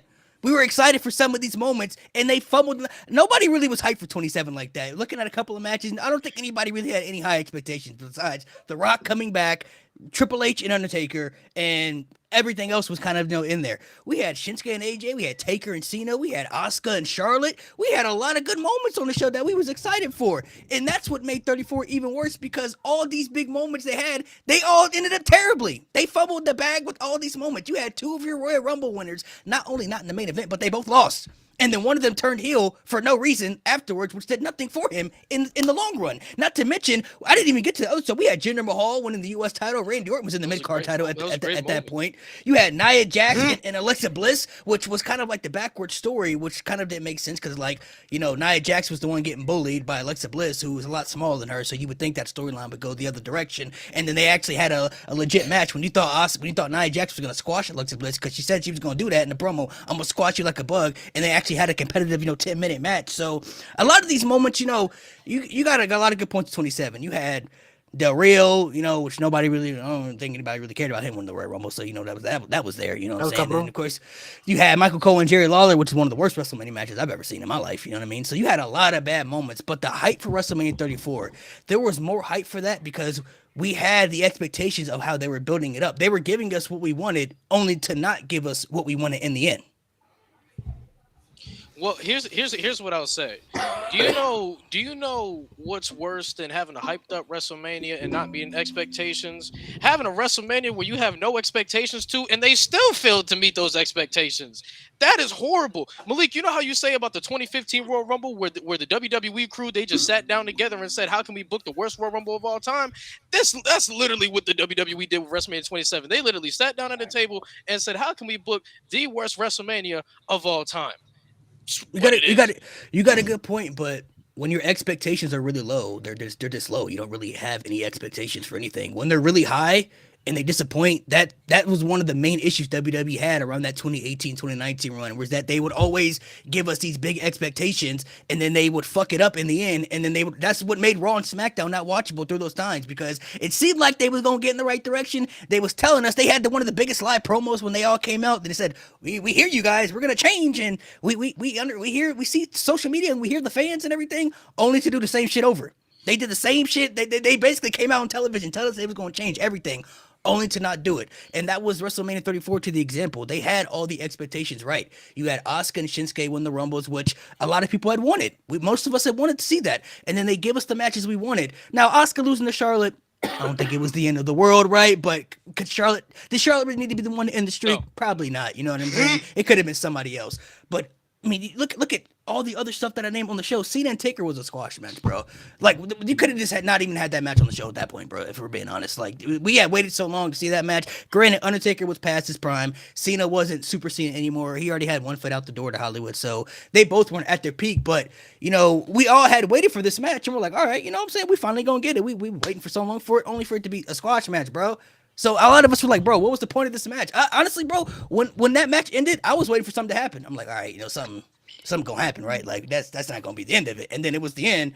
And then I'm like, okay, well, what are we doing here? What was the point of this, bro? Like, y'all gave us a squash match for what? For a troll, like Ross said, just because Vince wanted to, I guess, troll the Undertaker for I guess a rib or something like that. Yeah, I'd rather have 5 minutes of let me- Cena hold on, versus let the me say- Undertaker than 15 minutes of Lawler versus Cole. Let me say this real quick. At least with WrestleMania 34, you guys still had overall solid matches. Like Cedric Alexander, Mustafa Ali on the pre-show, that was solid for the time that they were giving it. The triple threat IC title match, that was really good. Very good. Charlotte and Asuka, the match itself, not the decision, the match itself, it was still pretty solid. Kurt Angle and Ronda Rousey, people consider that one of the best debuts for a superstar ever for Ronda Rousey. That's full stop. Daniel Bryan and Shane McMahon, people were so hyped for that match to see Daniel Bryan come back. I remember that match had a lot of hype because Daniel Bryan was coming back from injury. Everything else, I'll give you, but at least you guys had more solid matches than 27 did. 27 had 3 matches under 5 minutes. 5 minutes. And look, man, I'm gonna read this. This is a WrestleMania match. This is not the WrestleMania 1, 2, 3, 4 when they had the little squash matches before WrestleMania was what it was. This is WrestleMania well into its identity as WrestleMania, bro.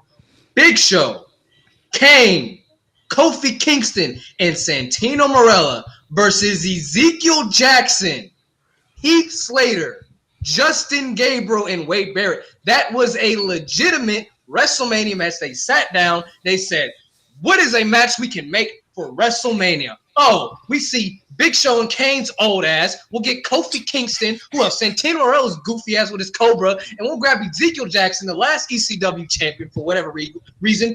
Wrinkly, bald head Ezekiel Jackson with Justin Gabriel, Wendy's Heath Slater, and Wade Barrett, who is coming off of the Nexus, and who's in the core now. The failure that was Nexus in the core. They said, let's put these guys in a WrestleMania match. You know what's even worse than that though? Sitting down in the creative Nothing. team and say, what's the best thing we have for Braun Strowman for him to team up with the fucking kid and win the tag titles at WrestleMania? That is worse than that. At least Braun Strowman was a draw. At least Braun Strowman's a draw. That's the best thing. That's the best thing they had, and that makes it even worse. Jerry Lawler and Michael Cole. That makes it even worse. No. The best thing they had for one of their biggest draws was for him to win the tag team titles with a child at WrestleMania. Nothing can get worse than that, bro. Only for them I'll to tell you give what's up worse. the tag titles at WrestleMania the next night, bro. I'll tell you what's worse. The core. The core is the worst faction they've ever made. Core is fucking is atrocious, and they got a Over WrestleMania Retribution? spot. A child got a WrestleMania spot for what? Hey man, Nicholas deserved it over the core. The core wasn't doing For shit, what? bro. I don't care. Bro, at that least point, Nicholas- at that point, Nicholas you is could have just had a handicap match. Hey, I'd rather watch the Nicholas is core. a second I'd rather watch the core generation any WWE day. employee. I'd rather watch the core any day than watch Braun Strowman Nah, on the bro, tag Nicholas titles is a with second child, generation bro. WWE superstar.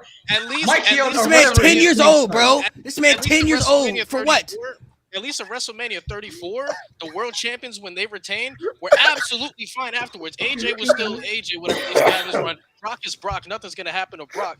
The Miz was literally doomed from the start when you put him in a position in the middle of a feud between my Via bald, ugly Samoan bitch ass and Cena. You He know was what? doomed.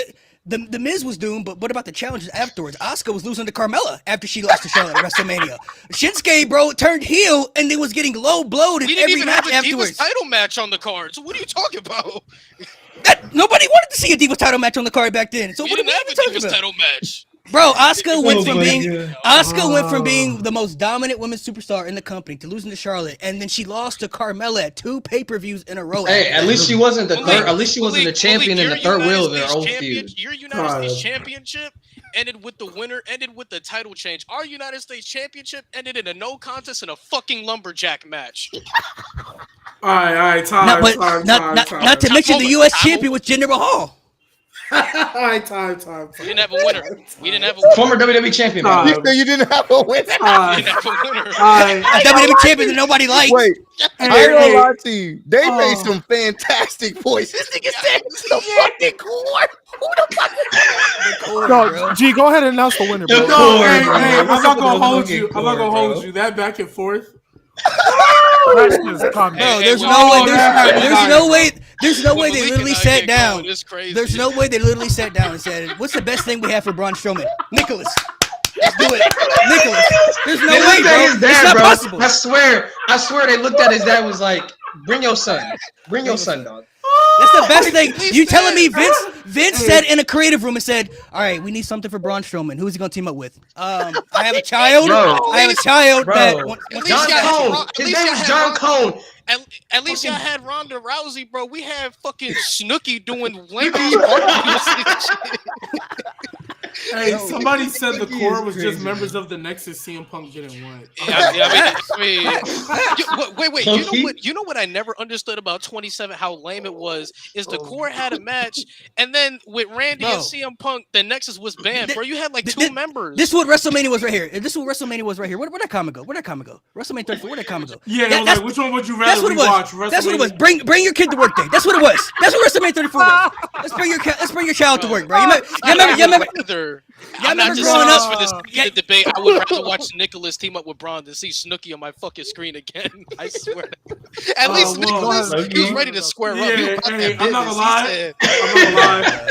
Nicholas. I'm not bro? gonna lie. Nah, This is bro, probably the best debate because I feel like all your counterpoints eat each other. And the match was 4 minutes. It was 4 minutes. When Nicholas said, Nicholas tagged in. Malik, He tagged in. hold on, Hey, hold I on, hold on, swear, hold on, Malik- hold on. Malik will go Boogie was 3 crazy. minutes and 16 seconds. It was 3 minutes. 4 minutes. It was 3 minutes. Braun Boogie was Strowman and We Nicholas. just Career get- day. He did tag in. Every time Did he really we go tag? to He did tag in He too. tagged in. Yes, He Nicholas did. tag He in. did. Looked at He Cesaro tagged and in. He left. squared up and everything. Hold Bro, on, he wait, couldn't wait, even wait, hold wait, up wait, his wait, title, wait, wait, bro. wait. Hold on. Are we forgetting? Hold on. Are we forgetting in WrestleMania 27 we had that ugly ass frog splash? Fucking Vicky Guerrero did. No, that was 26. No, that That was was 26. That was 26. All right, That was my fault, 26. my You're mixing fault. your Okay, bad well, manias. well, I'm gonna go because I'm not gonna lie. This was great. But By the way, I'm Jinder gonna- Mahal won the U.S. title over But we Rusev didn't even Day, have a winner Bobby for the Roode, US and Randy title. Orton. Come on. We didn't Yeah, have and a that fatal we didn't four-way, have I a winner forgot. for the US Rusev title. Day. We didn't have a Can you mid-card do title that? match, bro. We didn't have a single We mid-card had title one. match. Where was the No IC contest. title? Okay. Hey, this is. I don't We even know can who the talk IC about it. champion was, bro. Hey, we can talk about it. We could talk Probably about Wade it. Barrett. We could talk about it after because apparently we need to put more energy into slandering other things. So we could talk about those two manias. Equal later. opportunity slanders. However, Relax, y'all gotta I relax. love all the points y'all made. That's crazy. Malik, I will say because so the winner was 27. Malik, y'all almost had it though, and the reason why when you said Fuck having my VO. a good build up and then not meeting those like a great build up and being excited and not meeting those expectations, I was like, yeah, that's tough. And then I'm not gonna lie, Nate, you kind of secured it when you went down the matches, and then you mentioned at least they had like at least 34 had good matches but bad finishes. Yeah. There was not a single good match other than Undertaker and Triple H on that 27 card. Yeah, CM Punk Like- and Randy was cool. CM Punk and Oh Randy yeah, was CM good. Punk and It's Randy was cool. cool, but like We could have put that on Raw though. That was a Like, great yeah. RKO. yeah, that was a great RKO. But like and I think they had a good build as well. But when you look at 34, yeah, there was definitely some good matches, just bad decisions. It was kind of like night 2 of this past Mania. Good matches. Ain't that your bad favorite night? decisions. Ain't Not that as your favorite bad, night? but What's your favorite night, Oh, dog? but- We oh, Like, even definitely had not a as good night 2 yet. Have Hey, we had but- a really good night 2 yet, which is good decision? Nope. This year. We haven't had it yet. Yeah, this We year. haven't But had it yet. one thing I will say, I don't care, Malik. I don't care Who what said anybody Rusev Day was says. terrible? Relax. Watch your mouth. Charlotte beating Asuka was the end of the world. no, it was not. Damn. It took her a while, but she recovered. Mo. It No. took her a while, but she No. recovered. You want to know why I don't think she recovered? I think the fans cheer her, but they cheer Liv Morgan. So that doesn't mean that much. Oh, here Right. we go. Damn. Here's Here's what my I thing. say. No, but I don't wait, think- hold I up, don't think- wait. Go ahead, Because go here's ahead, the thing, go though. Because Asuka, Malik said it first, she lost, and then all of a sudden, she Carmella. couldn't beat Carmella. That was the first thing. The was second ridiculous. thing, bro, you say she recovered. No, she didn't, and here's why. Hey, she beat Becky Lynch. The only reason she beat her is because they needed an excuse to get her in the Rumble. Cook. Then once she beat her, what did she do after that? Lost to beat her. Charlotte. Lost to Charlotte. Again. One of the worst moments ever. I Yes, think, go ahead. in my opinion, I don't She think lost to Rhea Ripley when Rhea Ripley was still wearing the blonde short Yeah. bob thing. Rhea that she Ripley had going pulled up on. and said, "I'm fighting you at Mania." She was like, "Okay."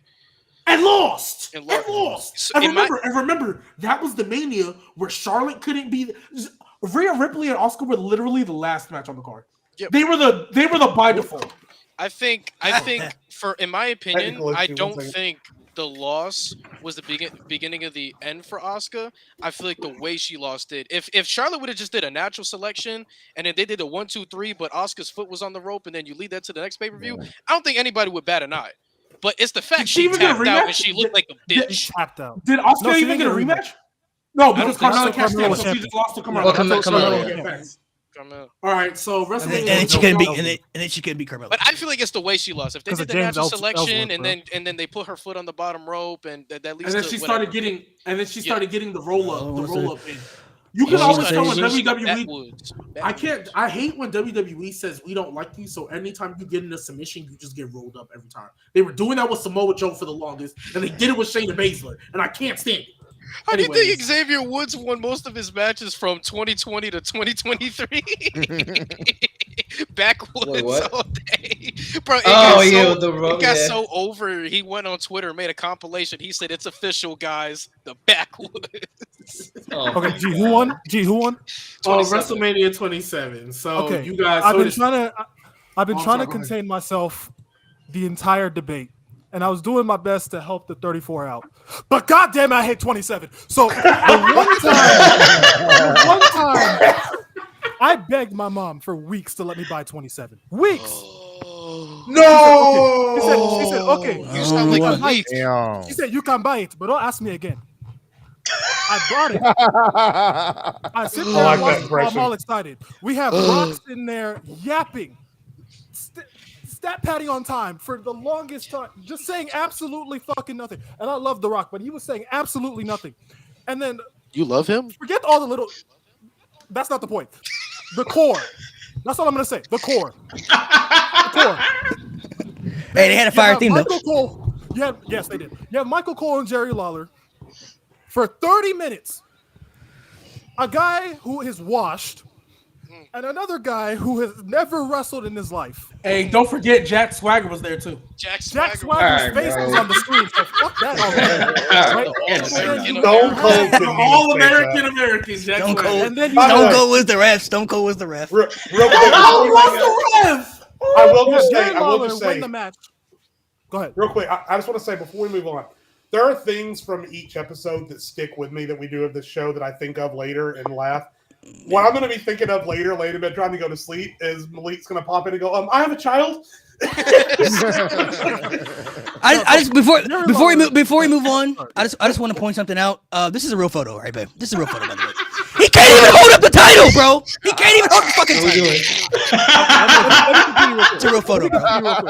Can't even hold Oh the my god, I ain't gonna bro. lie, Look at by him. that Jerry photo Lawler alone, wins. I ain't gonna lie, Malik. If you would have put that photo up, y'all probably would have won. I'm not even gonna hold you. Yeah. He can't even Jerry hold up the Lawler title, wins. bro. Come on, man. Jerry Lawler Hold on, wins by peak- before we go, Ross, for clip purposes, what is your least favorite Mania of all time, man? Least favorite Mania. Please be We my was- via main event. We was making a great point for 34. To argue By the way, that. I 24 and 30, 27, 34, they're kind of equal to me, so I don't really have a. I'm still go with 27 because I ain't gonna lie to you. Michael Cole was fucking insufferable. That whole Yeah, Raw bro. general manager comes in Was and lets him just- win the match off DQ, and then you have The Rock come in when Miz and Cena win by fucking it's double count out. You have Rock come in and yell at a fucking laptop. He comes in and yell at a laptop. Oh my god, bro. Just I'm to not have gonna him lie, rock I bottom might Cena, have to watch 27 for the memes, bro. I'm just not to have him rock I bottom might Cena, have to, just for Miz to win background the game. noise. A And then- concussed Miz. A And concussed then I Miz, get by the yelled way. at because I'm upset. Yeah, he was pretty. My mom's fucked like, up. "Why are you complaining? I paid all this money. Why are you complaining?" I Why love are you that complaining? impression of your No. mom. One That thing. is What so are you good. running? One No, thing listen, I will say though, I never watched. I will always defend. I swear, if they knew Edge was going to retire, Del Rio would have won that title. I genuinely probably, believe yeah. Del I Rio. am I am the only Del Rio fan. I I'm actually so like glad Del that Rio. never happened. For my sake, I am so glad. Man, Ooh, I don't care. I I need always to get like that off my Del chest. Rio. I was like, I'll waiting have for that I'll have the my entire 2 day debate. I'll have my 2 day reign. I don't care. I'm glad it happened. I just hate that he cashed in on CM Punk. That's it.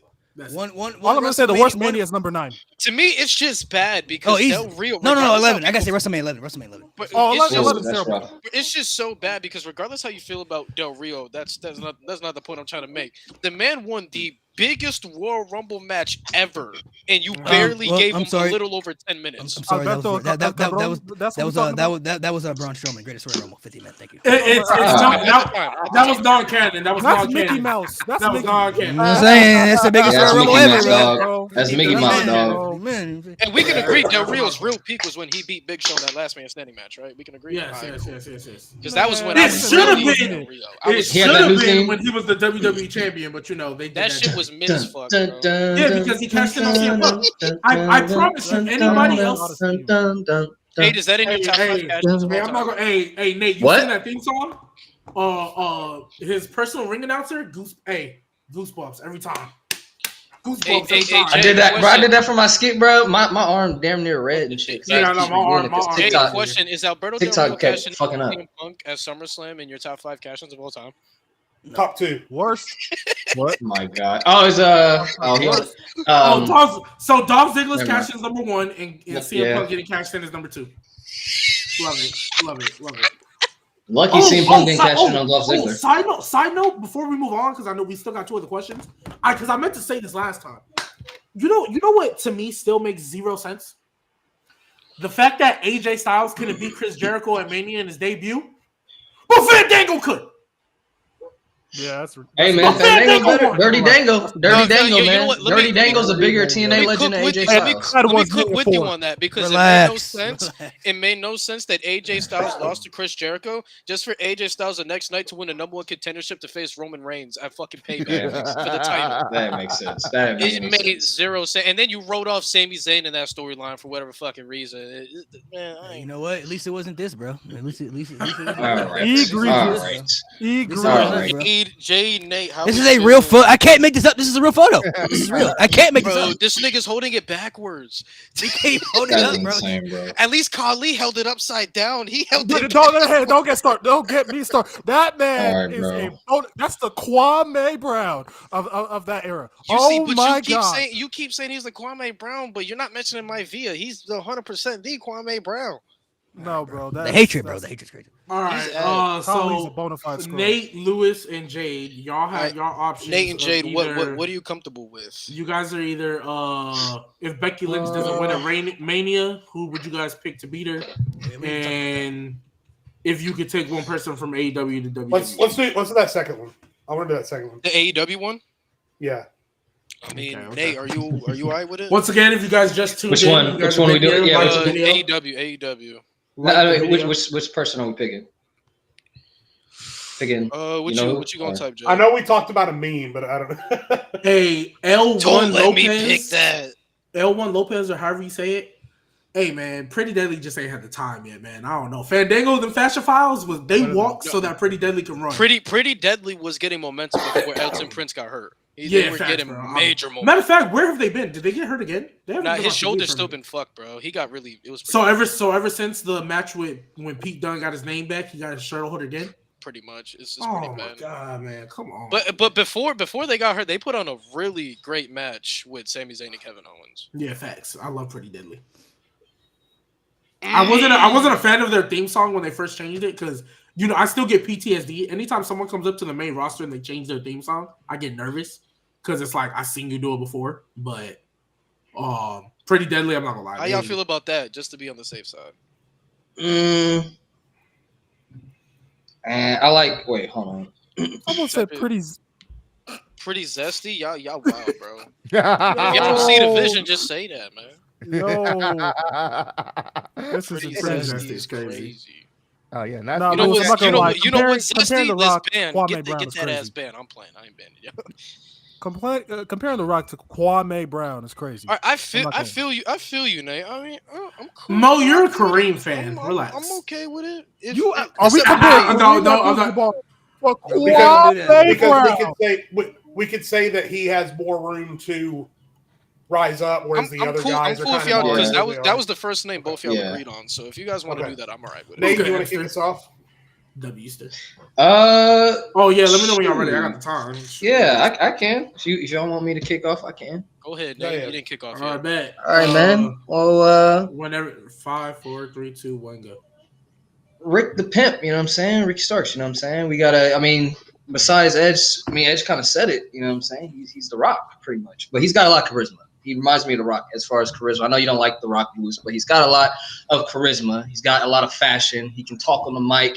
He can roast your favorite wrestler, and he is WWE through and through. I mean, you just look at him. In AEW, he's done some great things, but in WWE, I think he could do better. I feel like that's an environment that is better fit for him. That's more sports entertainment. He can talk more because we know WWE tends to focus more on promos, and that's Ricky's strongest. That's his strongest. His strongest attribute is his promos. So, and plus he can go in the ring. We all know he can go in the ring. And if you put him down in NXT, put him in a promo with Melo. Oh my God, that promo will go crazy. Put him in a program with Trick. Put him in a match with Dragunov. I will pray for Ricky. I will pray for him.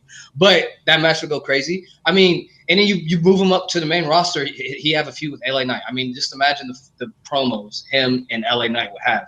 And I just feel like ever since he lost the titles, hell, honestly, ever since he won the title, I feel like they're just buying time before his contract is up, before he goes to WWE anyway. Because you look at him, he's just a WWE. He's a WWE guy through and through. To piggyback off what you said, I really want to touch upon promos because I think everybody here, especially when it comes to AEW, I think everybody has MJF as a top 3 mic worker.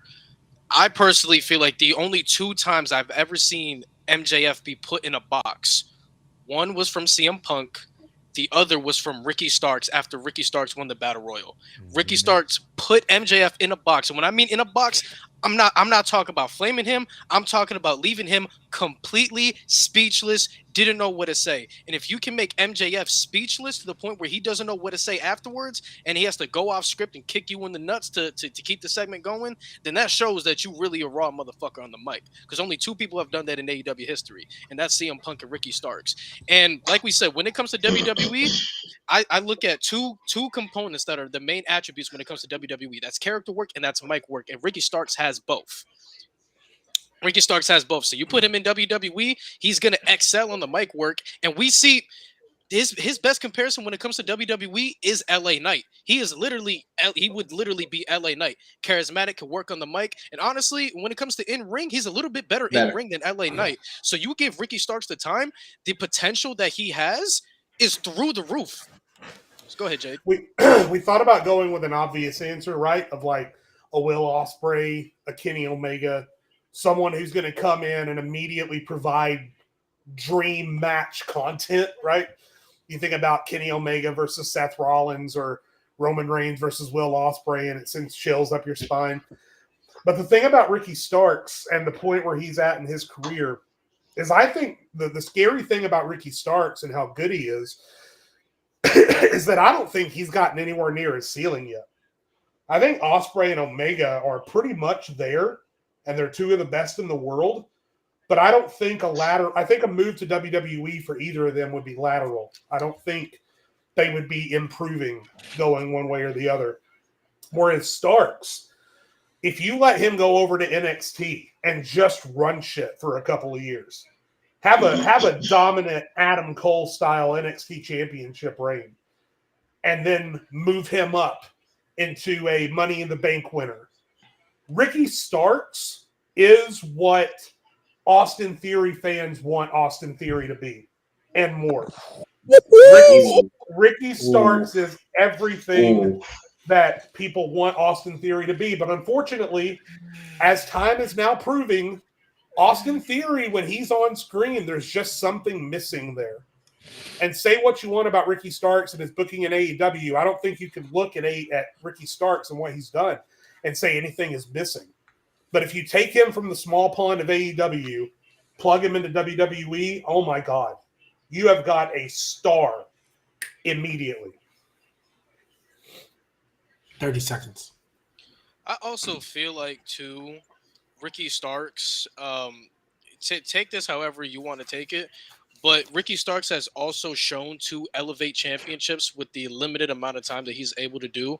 When they threw the FTW title on him, Brian Cage completely killed it because Brian Cage is a charisma vacuum and the booking of the FTW title wasn't good. But in the beginning of that run before Ricky Starks got hurt and they just kept the title on him, Ricky Starks was actually putting on really good matches and he was actually making that title worth the fuck more than the TNT title at the time. Also, fuck Chris Jericho. All right, that's it. Also, Yeah, fuck Brian my V. Cage. I don't know why he's still wrestling. Honestly, I don't. He's a very good wrestler. Just that's where it stops. That's it. That's it. You know who that sounds like? Bret Hart. But we won't talk about that right now. People up top, are you ready? Most. Let's go. Yep.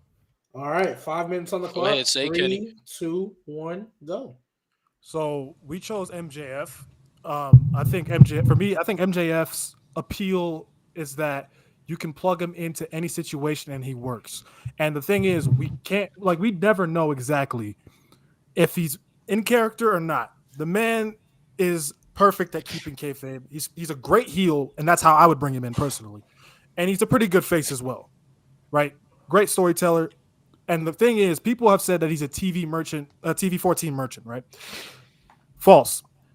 If MJF is as good as everyone says he is on the mic, which I think he is at level, MJF could come in right now The greats will adjust to any situation you put them in. That's what the greats do. We already know he's a great in-ring performer, right? CM Punk's over there. Their story's not done. That's unfinished business. You can continue that right there.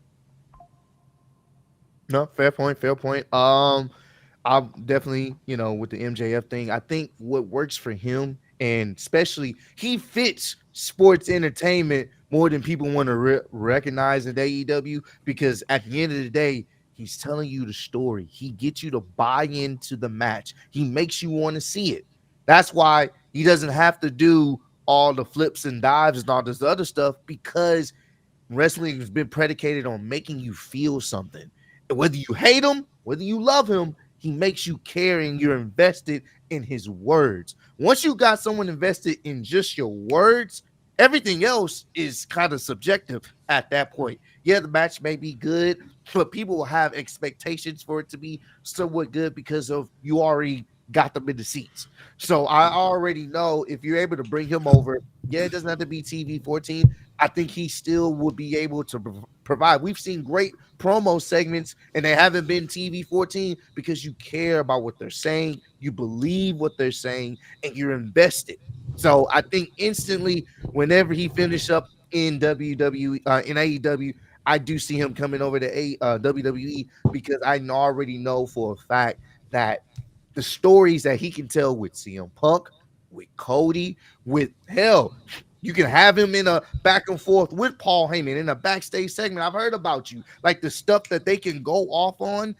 That's cinema, and you don't have to teach that with him because he already has that knowledge. Like my guy here said about Austin Theory, some of these things he's missing, but with MJF, you can just kind of plug and play him into a situation and he'll fit right in, only because he's so good at just at the promos, at the wrestling, and he already has that full package at such a young age. I think he fits in the WWE system more than people want to realize. You just take off all the extra cursing, for the most part, he still works. So yeah, I mean, I feel like you put MJF in WWE, he can match up with anybody. He can match anybody on promos. He could have good matches with anybody on the roster. I know people always want to talk about, well, he wouldn't be able to cut the edgier type promos that he cuts in AEW and everything, but he doesn't really have to. I think that would show more of his character and bring more charisma out of him for him to adapt to the WWE style. You know what I mean? A lot of people was always comparing him to The Miz, saying that he was like The Miz in AEW and stuff like that. But you put MJF up against The Miz, he could really go toe-to-toe with The Miz and maybe cook The Miz on the mic if he really wanted to. I mean, not saying that he would, but MJF, I feel like, has the embodiment of WWE superstar when it's Extreme Total package. He has the character work. He stays in character all the time. He can cut promos. He can have good matches with your mid-carders, with your main event talents. He can obviously be in a tag team. He's already proved that as well with Adam Cole. So he can do every aspect you could ask for within WWE. It's all about adapting to the system, which I think he would adapt to very well. Not to mention, we all know the backstory of him growing up as a huge WWE fan. So I think he would fit very well in there. I think Triple H would do tremendous things with him. I think he would instantly want to make him one of the top stars by building him up in the proper manner to make him one of the top stars in the company. So I think MJF would be a perfect fit with WWE. Gee, they called you D'Lo Brown, bro. I know it's not new. 30 seconds, guys, or are you guys done? No, we can go ahead and rebuttal. All right. Okay. Go ahead. I agree with everything you guys said with MJF. The only issue with MJF coming to WWE is he would just be another number.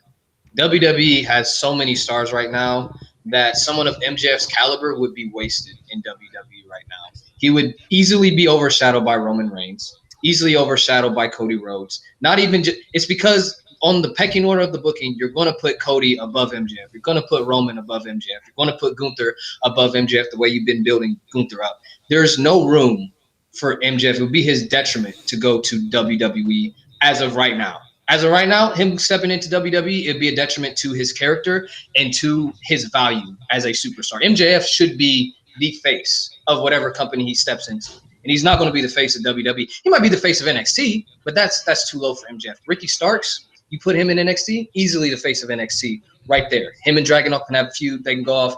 Dragunov can go to the main roster. Ricky Starks can do that because MJF right now is a level above MJ. He's levels above. MJF's levels above Ricky as of right now. Ricky has he has a ceiling that he needs to punch through. As MJF, he is that star, and you cannot put him right now next to the caliber of stars that you have in WWE, because that is, to me, a waste of his talent and his potential. He needs to be the face, the centerpiece of whatever company that he's in. You put him in WWE, I'm sorry, there's too many guys that they've already established, and it's going to take a little bit more time for him to be that guy. When he walks in, he should be that guy. If he walks into WWE tomorrow, he's not going to be that guy. All right, let me counter that point. I would agree with you if this was Vince McMahon era. This is not Vince McMahon's era. So this is why things are different when you bringing in talent, because I feel like I trust more of what they would do with MJF. Of course, obviously, you know, more the casual fans will know who Cody is, know who Roman is. Obviously, that's cool. But the same thing would be with Ricky. He would have to ultimately get to that point, regardless whether you put him in NXT on the main roster. I think with MJF, I think you put him there in that situation because for the simple fact that I think he will get people to care. They will book him in situations where people will actually care, because regardless, bringing in someone new that the hardcore wrestling fans may know, you're going to always have to build them up. It's going to take some time. But I don't think it's going to take MJF too long because of his charisma and how he comes off in his storytelling and the feuds that they can have with the people they have now. You put him in a situation to revitalize that feud with CM Punk, people are going to buy into it. People are going to buy into it because of the person he's going into. But now people are going to be listening to what this new up-and-comer, even though we know who he is, but the casual fan, like, who is this guy? Oh, shit, he going toe-to-toe with CM Punk. He going toe-to-toe with Roman Reigns. He's going toe-to-toe with Cody Rhodes. Oh, they have some history. Oh, damn, what's going on here? Now you have them interested because you already put them with a top-tier talent, and now that talent is going to do what they can to bring them up. But I think they automatically – I think he'll just be able to adjust a little bit easier. It wouldn't take him long. So two things to that real quick, Lewis. Sorry. That to kind of emphasize what Nate is saying, I think that in this case, comparing these two situations, MJF's success is kind of a hindrance because, again, like you can't bring MJF over and put him in NXT, but you also can't bring MJF over and put him immediately into the world title picture. So there's kind of this conundrum, whereas Ricky Starks is still kind of this raw project almost, and putting him in NXT actually makes sense. And then we're talking about, bring MJF over because there's all these existing storylines. So we want to bring MJF over so we can rehash the past, which is exactly the thing that we've told WWE time and time again we do not want. We don't want to rehash the past. We want fresh matchups. We want fresh stories. We want to look towards who is carrying the company into the future. We don't want to look at the things that have happened already. But now we're asking them to bring MJF over and do exactly what we don't want them to do. Let's rehash CM Punk and let's rehash all this stuff. There's just so much more. There's so much more room to grow, and there's so much more new stuff to do with Ricky Starks. And Ricky hasn't done anything in his promos. He hasn't slapped a drink out of anybody's hand. He hasn't spit in a kid's direction or whatever. He hasn't done any of these things that makes me think that what he does can't be easily translated to WWE. And with MJF, there's always going to be that question. Now, whether or not you want to believe that his talent is going to trump that, that's obviously your opinion. But he has to prove it, and I don't think Starks has that roadblock in the way. So before I make a rebuttal, I got to point something out. So I don't know if people are throwing super chats in the chat. So if you donate money, do not put any money in the chat because we aren't reading comments for this episode. This isn't a read comments podcast. We're having debate discussions, for people to engage in stuff. That's what this podcast is for. So if you're throwing out money in the chat, we ain't gonna be looking at the chat for the super chats, okay? We appreciate the donations, but this isn't one of those chats where we looking at people's questions and stuff like that. We're having debates so people can engage and put their 2 cents in as well. So we're really focused on the debates. We're not really looking at, most of the chats and stuff. So I just wanted to point that out because I'm looking at in the chat and I didn't even know there were being donations in the chat. So I saw somebody point that out, So if you're making donations, we appreciate it, but we're not really looking at the chat, to read super chats for this, just for this particular episode. Now, any other episode would be different, but right now we're just really doing debates, as far as, for people to engage in what the topics we're talking about. So If we got now, time, we'll read it after if we have time. yeah, if we got, like we normally do. So to point out, to go back to Nate's point, he brought up that, that if MJF were to come in, he would kind of be overshadowed, which could be true, could not be true. But I just want to point out, they said the same thing about Cody Rhodes when he came back to WWE. A lot of people really didn't know what the expectations for were Cody when he left AEW because he was in an executive position of a higher power. And if you look back 2 years ago, how many of us really would have said that Cody Rhodes is going back to another main event of WrestleMania against the biggest star in the company? I don't think anybody ever saw those expectations for Cody Rhodes. Granted, they already knew who Cody Rhodes was in WWE because he was a WWE guy, but most people didn't know Cody Rhodes as the American Nightmare Cody Rhodes. They only knew him as Stardust the last time they saw him. So most people, there's still people who think Cody Rhodes is mid right now because most of them didn't see the journey that he went on outside of WWE. So they never saw what he did to build himself up as that main event caliber guy outside of the company. So I think it really all goes to booking. Yeah, you have Gunther, Roman Reigns is there whenever he shows up. You have Seth Rollins there. You have, CM Punk is back now. So they have all these other top guys, but I think MJF would mesh very well. Granted, he wouldn't be the face of the WWE. I don't think he would be labeled as the face, maybe like he is in AEW. So you bring up a good point with that. But I think he fits in very well with WWE system. I think he has great feuds with top guys like CM Punk, like Cody Rhodes. I think Triple H is a storytelling type person. He understands the history between the guys. He listens to people and he understands, okay, you guys had a little thing over here. Let's bring that to over here and let's tell the story here, but WWE, but let's make it a little bit different. And like Ross said, when they talk about promos and they talk about, they're saying stuff about happened back then. Well, people are always asking us, when we make content, well, what happened with this? Can you make a video on that? Because some people may not have saw it. So if they hearing MJF talk about, him and Punk having their history, okay, let me go back to AEW clips and let me look at, now I understand the story aspect and where they're going. So I think it really all just matters of where they position him and where they booked him. And I trust Triple H to do more of that than I would have of Vince. If this was 5 years ago, then I would have been on boat with you guys. I would have been like, nah, I don't really with that. But they said the same thing about Cody when he came back, and not a lot of people really thought Cody was going to be pushed the way he's been pushed. So if I may, real quick. So if I may, I saw both Ricky Starks and MJF's rises in AEW. The one thing that I can really say that Ricky Starks would excel a little bit more on than MJF is the time, because when you're a new superstar coming into the WWE, the time that they give you, you're not going to get a whole bunch of time. The time that they were giving MJF, they were giving him very solid 6, 7, 8-minute promos. When Ricky Starks was starting in AEW, they gave him maybe 2 minutes max.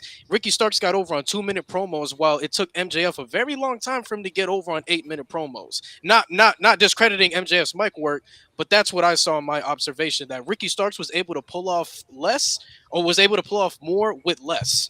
So I feel like if both of them go into the WWE and they have the same opportunities, like LA Knight is the perfect example. LA Knight was given maybe 1 minute of mic work at a time, and he was able to make that work.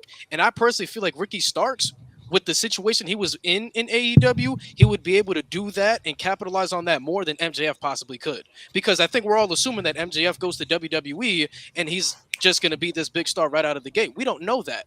But hypothetically, in this scenario that I'm thinking of, if they just go in, the same way I'm thinking of, like the way how LA Knight was, they get a minute or two of mic time. I think Ricky Starks is going to excel in that more than MJF, because MJF needs those long promos for him to really get over, while Ricky Starks, you give him 2 minutes and he's going to work it.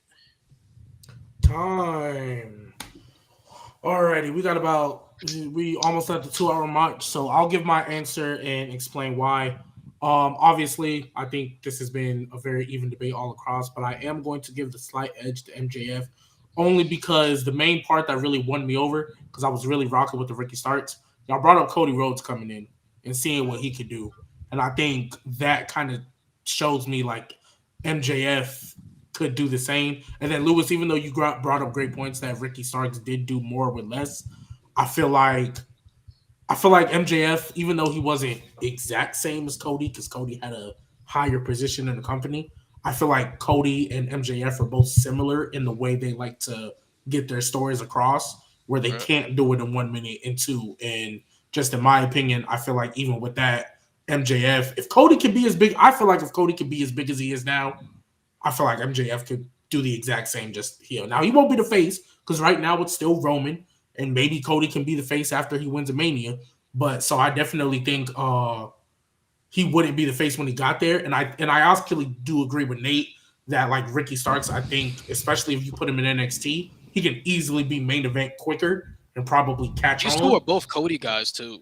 Like Exactly. But I think MJF, if he came to WWE, he wouldn't win anything like off the rip, but he definitely kind of did the same as AEW run, but it wouldn't take as long for him to get to the world title. All right, so we're going to the last one, which I'm not gonna lie, I'm really looking forward to see what y'all answers are, because Nate, I don't even know the answer to this. So it is 2-2 right now. And the final question: if Becky Lynch does not win at WrestleMania, who would you book to be the one to dethrone Rhea Ripley? It's open-ended. I don't care who you pick. If you argue it as well as you can, you guys are getting that win. Because I'm not gonna lie, I don't even know who I would pick. I'm not gonna lie, I don't. You know what I mean? So who we believing on, Nate? Check. All right, I think we already have our answer. So I mean, all right, if you guys are ready to go. So we talk. So just for the sake of this argument, like we're just supposed to convince you, right? Like we're so like are we supposed to hype this person up and milk it as much as we can? Look, I am not going to tell you how to argue your point, but I will say the goal is, like, for example, let's just say for sake of argument, somebody picks Charlotte and the other person picks Bianca, right? Let's just say, just for sake of argument, you guys need to argue why that person beating Rhea Ripley would be the better option than anybody else. So you guys are basically like, I know it's the whole women's division. We got it. Yeah. All right, Nate, I think we should go with that then. All right, like that one. Malik. All right, so that's risky, but I'm with it. I'm gonna start off. So So who we're gonna choose? You could pick other options because the superstar really may not need it because she's already been solidified. But we're gonna go Bianca Belair, but heel Bianca Belair. So a lot of us been waiting for Bianca versus Rhea to happen because most of us thought we were going to get it last year. It didn't get to happen. We thought we was going to get it a while back afterwards, that too. And if you look at that promo Bianca kind of had on SmackDown, it was kind of, I guess you say, out of the ordinary that she had, where she was kind of trash and damage control. Usually, Bianca was like, be more understanding, but it kind of seemed like she kind of bringing out the mean persona, you know what I mean? Somebody who beats Rhea needs to be a dominant force, right? And we think there are some people out there who are going to say one person, and you could say that one person, but she hasn't really done much yet to really show, I think, a lot of us that she's that right option. You know what I mean? But if you do it Bianca Belair, but as heel Bianca, now you have Bianca with a different persona. She's already dominant. She's proven she could be a dominant babyface champion. She had a dominant run as babyface champion. We haven't seen her have a dominant run as heel champion ever because she never won the NXT championship when she was the heel, and she wasn't presented as a heel on the main roster. She was instantly thrown as a babyface. So we've never really seen that persona, and a lot of people, I think, have been waiting for Bianca to flip that switch and turn heel because I think a lot of people are dragged out with the babyface version of Bianca. Bianca and Rhea is inevitable to happen. I mean, after Rhea, if she beats Becky, she's done beating all the top people on Raw. You know what I mean? She's done smoked everybody. We all assume maybe there's going to be a little draft because they do kind of a little bit of a draft, every year. If they end up doing the draft and you throw Bianca on Raw, we haven't seen Bianca and Rhea yet. That's a fresh new matchup. Like I said, somebody who beats Bianca needs to be somebody. At least somebody who beats Rhea, at least to me, it needs to be somebody dominant and believable. You can make a new star out of somebody else if they were to beat them, because Bianca doesn't need to be made a new star. She's already solidified. But as far as from a storyline perspective, as far as somebody who's believable, I think heel Bianca screams all the categories you're looking for.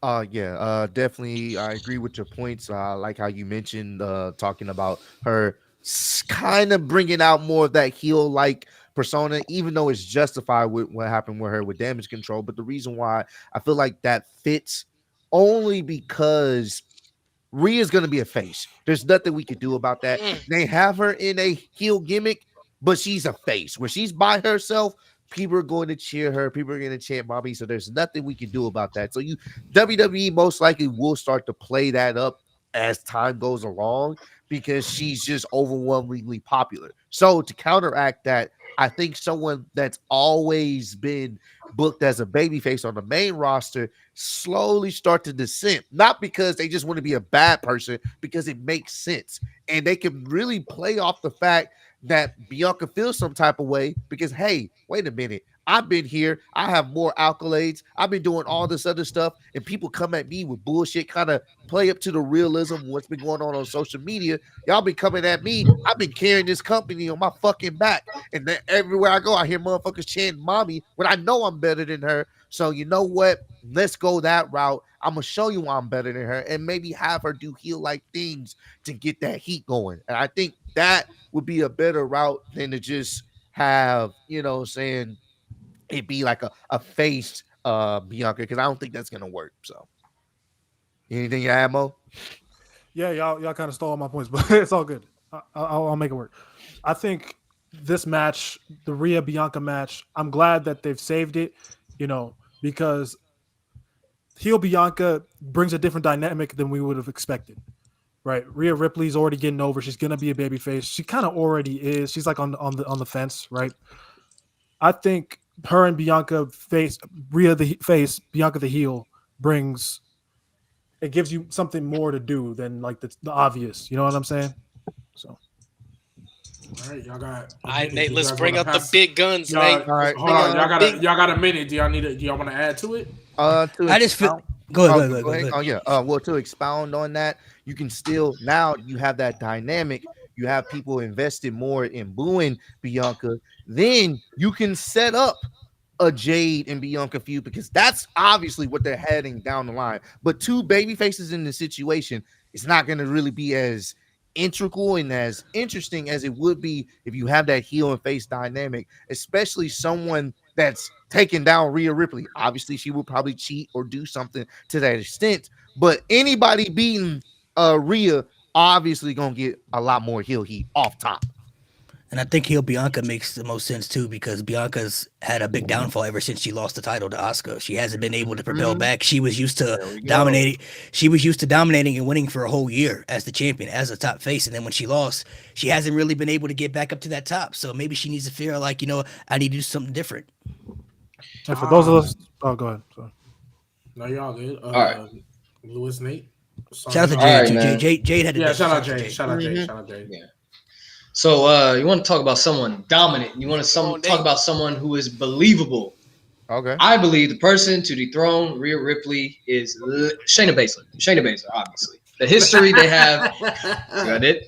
The history they have in NXT is my main reason for this because Rhea is the one who dethroned Shayna, who was at the time the most dominant NXT champion we've seen since Asuka. And I think ever since then, Shayna has fallen down the card. Slowly but surely has fallen down the card.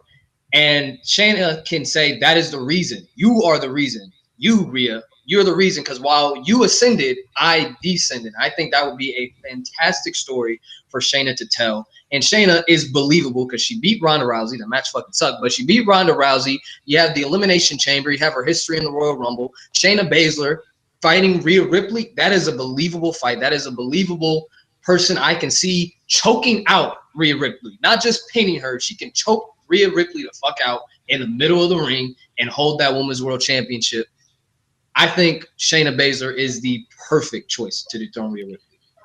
And as to what Nate was saying, you guys mentioned, Bianca. I mean, that would obviously bring Bianca up a lot more. To me, if Shayna Baszler goes out there and beats Rhea Ripley, that'll be one of the most shocking wins of all time. And on top of that, you created another major star within your women's division that really needs some serious depth. And on top of that, if you make Shayna Baszler defeat Rhea Ripley, you can have Shayna Baszler go on a tear the same way that she did on her NXT run. And on top of that, if you watch Shayna Baszler's NXT run, she is a star maker, completely elevated Kairi Sane, completely helped elevate Rhea Ripley to where she is now. Shayna Baszler throughout her entire run is a star maker. Hell, we can even bring up Bianca Belair if you want to. Bianca Belair doesn't get the spotlight in NXT the way that she did if it wasn't for Shayna Baszler and her dominance. So Shayna Baszler beating Rhea Ripley, it solidifies her as a major player within the women's division. Go ahead, Nate. Yeah, and I don't want to hear anybody talk about age because LA Knight, Damian Priest. I don't want to hear anybody talk about age when we talking about putting people as rising stars. I don't want to hear about that. Yeah, and you can rebuild Shayna. It's so easy to rebuild Shayna. Oh my God, Triple H, bro. Triple H, look at me, bro. You're gonna have you are not clear of these accusations, bro. You cannot book Shayna Baszler for shit on the main roster. It is so easy. You just have her go to the ring and choke. Just choke them out. Choke people out. That's all you have to do. It is so simple. I do not know the issue. Literally, after SummerSlam, she beat Ronda. That match should have been 2 minutes tops. That match was terrible. That match should have been gone that long. Hey, but after that, yeah, I was there. That match sucked. The lady behind me legitimately was asleep. That match sucked. Yeah, but Shayna Baszler should have gone on a tear. It's so easy. It's so easy to book Shayna Baszler as a dominant force. She just chokes people out. It's literally it. I don't understand how hard that is. It's simple. She goes in the ring. She chokes people out. That's it. It's easy. It's so easy to build Shayna Baszler back up. Oh my God. And not to mention Shayna Baszler, in my opinion, is one of WWE's best women storytellers that they haven't even utilized. For I believe for 4 to 5 months straight, Shayna Baszler did a storyline with Ember Moon and carried it out for the rest of her title run with just a broken shoulder. She told a story about breaking people's arms, and it started with Dakota Kai. It started with Ember Moon, and then it went to Shayna Baszler having the setback on herself when Ember Moon fucking broke her shoulder. Did the same thing to Ember Moon again. She 4 to 5 months told a story about just breaking people's shoulders. And then on top of that, one of the main storytellings I want to talk about was her feud with Bianca. Bianca was talking about she was the EST. Shayna Baszler walked in there and said, "I'm the best." What happened when we went into the NXT TakeOver New York thing? She was put in there with three of the best women in NXT, and they had Shayna's story of her solidifying herself next to Asuka, saying, "I'm the best, I'm the most dominant person here, and there's nothing you could do about it." Shayna Baszler was so believable that she told these women that she was going to walk into New York and beat them. There's not many people in NXT history that can say that they're believable to say, "I'm going to beat you," and actually fucking do it the way Shayna Baszler was doing it. Shayna Baszler was all about being dominant and all about just fucking killing motherfuckers. She walked into TakeOver New York against the 3 biggest stars and walked out as champion. There's not many people that can say that they stayed on top and have the longevity and have the peak longevity that Shayna Baszler has had. She can carry that. I'm a little drunk. I'm sorry. Y'all got 10 seconds left, so if y'all want to just start the rebuttal, y'all can. Okay. Bring back her theme. So, go ahead, Mo. Go ahead. I'll let you go. So the thing is with y'all's argument for Shayna is that we're building Shayna. Your argument is predicated on a character for Shayna that hasn't been credible for 4 years minimum. Shayna Baszler's entire dominance was in NXT. Yeah, she had flashes of it in the beginning of her WWE main roster run, but we haven't seen that dominance since she left NXT to that level, right? And it's just been down, worse and worse and worse. Bad moment after bad moment. Like y'all said, the MMA rules match, that was terrible. And it, for a lot of people, beating Ronda Rousey, no matter how you feel about her, would help somebody. It did nothing for her. No. Absolutely nothing. And they've continued to do nothing with her since. So my rebuttal to that is I understand our main point is talking about Shayna Baszler and NXT, but that's so many people that we've said on the main roster, that we said on the same roster. Listen, Triple H did a great job at rebuilding a guy like Shinsuke Nakamura where we thought he was done. So the way how we're looking at it is if you give Shayna Baszler the time and you actually invest into her, she can probably break through that glass ceiling that she had in NXT. Like you said, we saw flashes of that on the main roster. And let's not forget, now with Triple H at the helm, NXT is canon. NXT is canon to the main roster. The accolades count, the rivalries, the feuds, everything counts. So there's still something with Shayna Baszler. It's all about, are you willing to invest the time in Shayna Baszler? You guys brought up a phenomenal point with Bianca, and I will not dispute Bianca. But when I'm looking at with Shayna Baszler, and making her a major star. You're adding more depth to the women's division that you desperately need. You add fresh blood to a woman that's never held the women's world championship at all in her career, and you're adding fresh new storylines and new spotlight on somebody that's never had the opportunity. Bianca, it'll be great with the heel dynamic, but Bianca on top, we've already been there, done that, and I'm sure a lot of people would love to see fresh blood like Shayna Baszler finally get her shine. So Shayna Baszler is a great. I mean, I've been waiting for her push on the main roster for so long, bro. Like desperately, but they would have to do a lot to rebuild her up because when she choked out Ronda at SummerSlam, I thought that was going to be the catapult for her to at least be involved in something, and then they threw her back in the tag division. So Shayna Baszler could be the one. They would have to build her up, and it would add new, fresh depth to the roster. But turning Bianca heel could instantly put her as the top heel in the entire division on the roster, like immediately. Like, look at the roster right now. Who's the top heel? It's Nia Jax. Rhea Ripley ain't because she getting cheered. Charlotte's hurt. You could maybe say Damage Control, maybe, but are they really the top heels? Like, I don't know if they really have a solidified top heel in that division, and I feel like Bianca could be that top heel to go on that rampage that a lot of people have been waiting here for, because I think a lot of people really are just waiting for that for her. Like, a lot of people are already disliking her the way it is, but if they had her turn heel, the amount of heel heat she could have for the type of character that she portrayed in NXT, bringing it to the main roster, taking down a beloved Rhea Ripley by majority of the fans, and then running with that, whether she's in a group with maybe Montez Ford or however they want to do it. But if you instantly push that agenda with Bianca, I think that instantly puts her, and that puts her to me top 5 heels in the company, not even just for the women's division, but we're talking all of WWE. So Shayna Baszler would not be a terrible I agree, option, Chaotic. but I think they would have to do a lot to build her up to make her credible, because they did so much, not Triple H exactly, but WWE at the time did so much to push her down the toilet so tremendously. Like, Shayna Baszler has never even touched a world title on the main roster because she fell down tremendously. I think even for like 2 years, she had the most losses of anybody on the roster Right. after going on a dominant rampage. So she fell down so tremendously. They would have to do it. I'm not saying that they couldn't do it, but it would take a lot for them to build her up.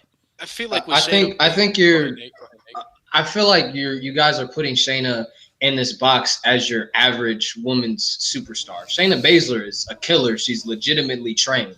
Like, if Shayna went on a run and killed every woman that she stepped in the ring with, it's believable because they know her, because we know her background, and they could talk about her background every week and show video packages, show videos of her training. Like, Shayna Baszler is the one. She's a rare breed of superstar who you can build within a number of months, because all you have to do, like I said, just go out there, have her choke people out. It's really very simple. You can make her look like a dominant president. It doesn't take much for us to believe, oh shit, Shayna Baszler could actually beat Rhea Ripley.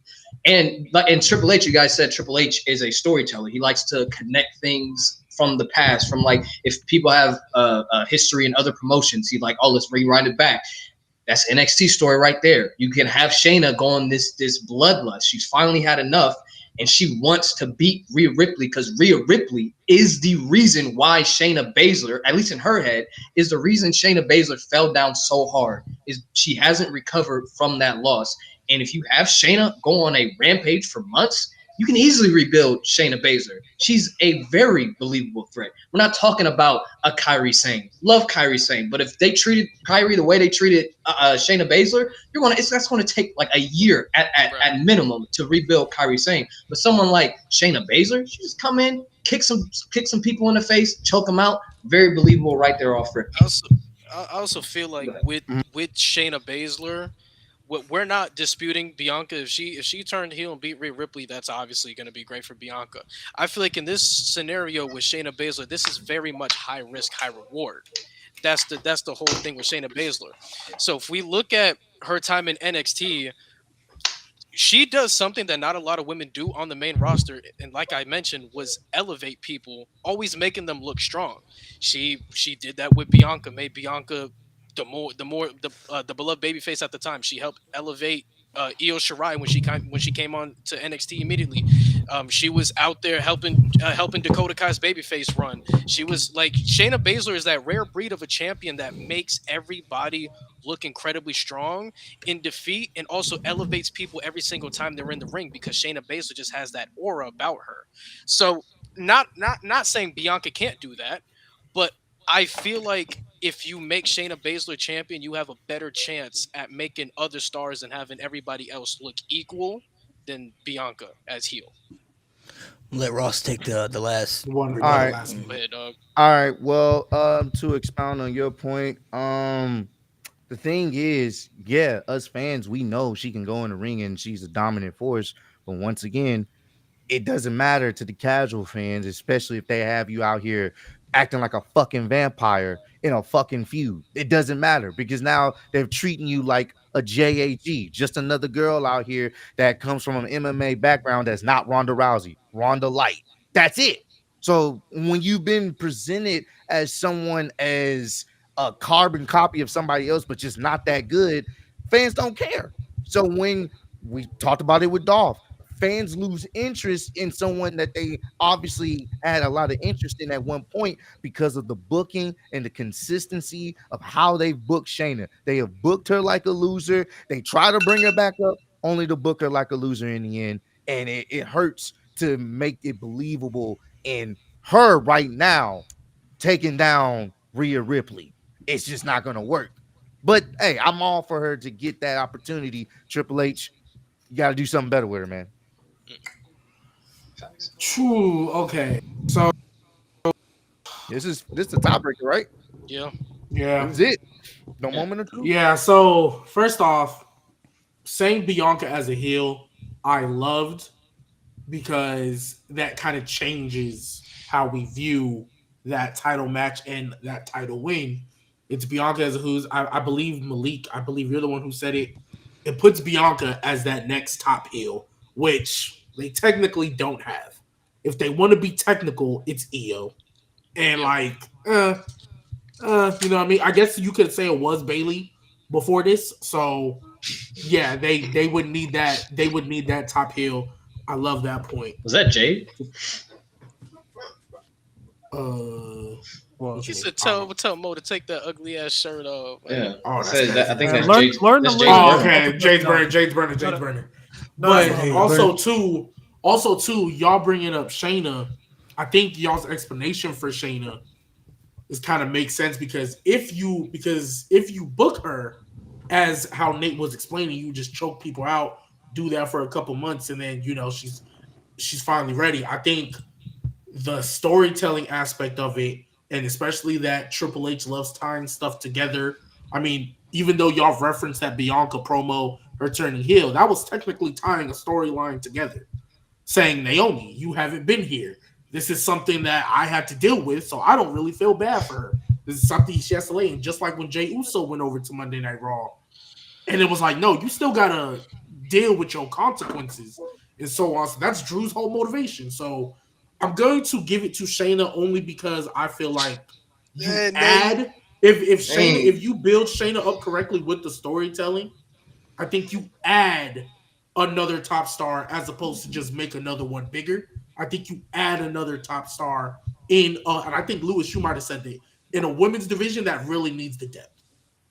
Like if we're being, and that's kind of what kind of sold it for me because I do agree. I did agree with Ross. I was like, "Whoa, Shayna, that's gonna take a lot of work." But if you book her correctly, you add a star in a division that needs depth. So that way, that's crazy. That way, it went basically after. Hey, bro, get that red T-shirt out, bro. I get into. Let's see what y'all. What somebody say? Wrestling Trey Rags has a point. I love this.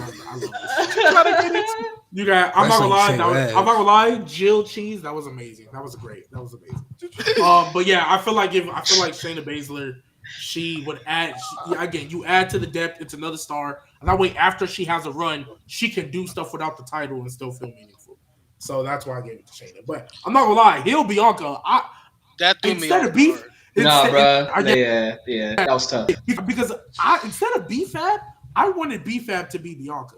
That's what I wanted. I was like, yeah, go with your husband. Y'all can be a power couple. Exactly. But Heel Bianca, I'm not gonna lie, that would be crazy. It was hurting. Y'all was tearing Shayna down. You tearing my girl down like that. Like I ain't. Yeah, that was crazy, man. That's Bro, crazy. we had I Man, knew, we knew the we moment trying we to win said the debate, bro. Shayna, G would have been like, we trying to win the debate, man. Hey, we ain't the one that tore it down, but WWE tore it down. Shoot. Wrestling that's straight tough. rags. abuse Hey, bros Ross, win. she was Ross. She Nah, was that's right funny though. as hell, bro. When she came, we should have known. When she came up and she bit Becky in the neck with all that fake blood, I was like, Yeah, it should have been. It was GG, bro. It was my at that See, point. that's man. what I- so bad. See, that's what I thought. But then the way she handled the elimination chamber, I was like, oh, so y'all do rock with her. Y'all do believe in that COVID. Honestly, I didn't even think her biting her was bad. If she just won at WrestleMania, it would have been fine. That's all she needed to do. Yeah, we would have forgotten that bite. Well, If she had just well, won at WrestleMania, it would have been. It would everything. Well, would Even have been then, cool. so they had. I mean, Something Vince when said- she Vince beat said because of Ronda, COVID. bro, and they did nothing after that. She had. They to. put her you in know a what? tag team with Zoe Stark, bro. Because you know what's crazy? You know what's crazy? I genuinely, wholeheartedly believe, because we know Triple H is stubborn. We saw how stubborn he was with Austin Theory, even before the Cena feud. We saw how stubborn he was. I think he is adamant about making them women's tag titles seem important. I think he is so adamant about it. He's doing a And terrible You job. just at want it. him to get rid of it in general at this point. He really should at this point. He's Low done key, nothing to low- elevate He so- should do anything. some mid card title. That would be the best thing. That's it. Yeah, that's I'm what they not- need. I, honestly, here's my thing. And I know it's not going to get back to that, but even 2.0 in this white and gold, that women's division does not have a tag title or a mid title. Crazy. There's still always good storylines that you could tell. And like, let's be real. Blair Davenport and Fallon Henley are in a little mini feud. That's just something for two women to do. Yeah. You know what I mean? There's always something for someone to do. And I feel like the main roster, even though it's two brands, you have enough women to just have them do something. And I think SmackDown were kind of getting there because again they fumbled EO horrendously, so we're kind of getting there with SmackDown.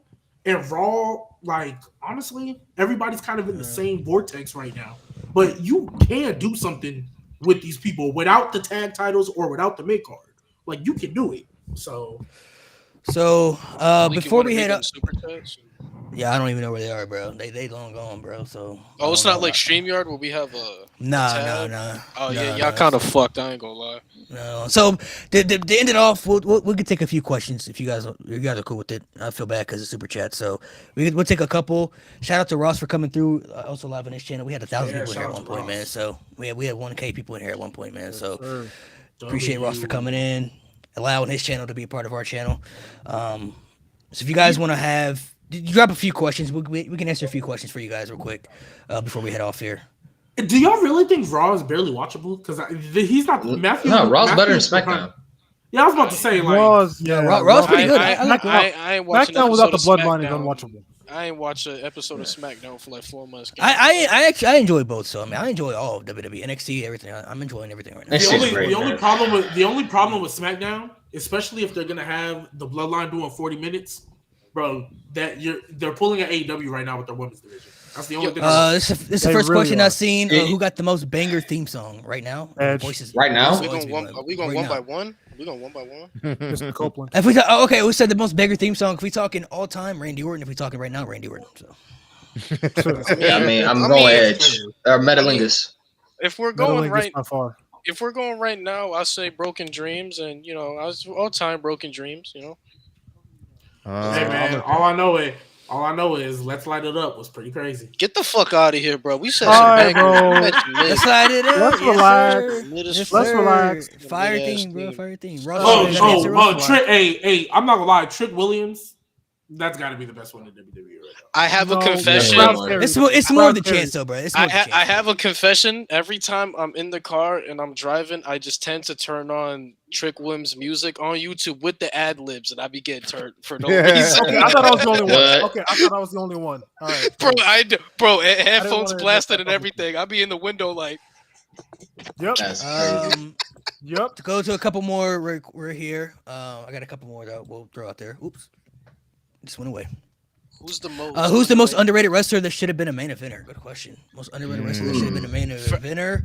From Somebody who never touched the main event scene. I'll be a little bit different because I don't. Everybody's I got probably mine. got similar answers. For me, my answer is Dean Malenko. If he just can talk a little bit, If he could just talk Wait a a little minute. bit, he'd be over. You cool with I'ma Dean go Malenko, but you slander Brett? Brett is fucking trash, bro. Fucking big as fuck for no Whoa. reason, bro. Fuck Brett. Oh my god. Brett is Malenko not better than trash, but he's definitely an in-ring merchant, bro. Like, hey, Dean Malenko just better like that than little Brett. trend. I'll give you that. Hey, just like that little trend going around. We done with the '90s, bro. Yeah, pack Bret Hart. Oh, Done with the my attitude era, bro. You know, Relax. Oh if no! we're doing we done Don't with the get the old heads 90s, mad, does that bro. mean we can pack my via up too? Nope, We nope, back 'cause he's right here. now? Nope, 'Cause he he- came in 'cause the he's here. 2000s. I'm not paying. He's here right now, man. Gotta pack I'm not him lying. up. He can- That's 2020. crazy. I'm gonna say Shelton Benjamin for me, bro. I feel like Shelton Benjamin Gold standard. in the Yeah. ruthless aggression era had crazy athleticism, could go in the ring with anybody. His mic skills weren't that great, but around that time, I mean, I feel like you could get away with it, still be the world champion. They put the world title on, somebody we don't name. Y'all You know what I'm heard saying? me. So, I mean, Fuck Brett. So I feel like Shelton could have been maybe not WWE champion, but he could have been His a great world stubborn heavyweight ass. champion. He could have been a great world heavyweight champion. Brett is nothing more than an angry old man that's just mad that we can do flips and he can't. Damn. What? bro. Right now, I'm gonna go. Fuck He I said. still has time. He still has time. But I'm gonna go Xavier Woods. I think Xavier Woods has That's a lot a of great potential. one. They That's haven't a great capitalized on yet. He getting packed up. The Should fact that be- he's the should only be- one that hasn't won a title out that group is crazy to me. Yeah, Yeah. bro. He should Yeah, be that's a wild. U.S. or What you mean, Intercontinental bro? champion. He got King of the Ring, The bro. world King of the heavyweight Ring. titles right there. And No, they but I'm crushed talking- this round. No, but literally, like he hasn't won a US or an IC. Like, it's about time, bro. No, yeah, he got. If no, he Chad lost it. Gable didn't exist, I really wanted it to be Woods to be Gunther, bro.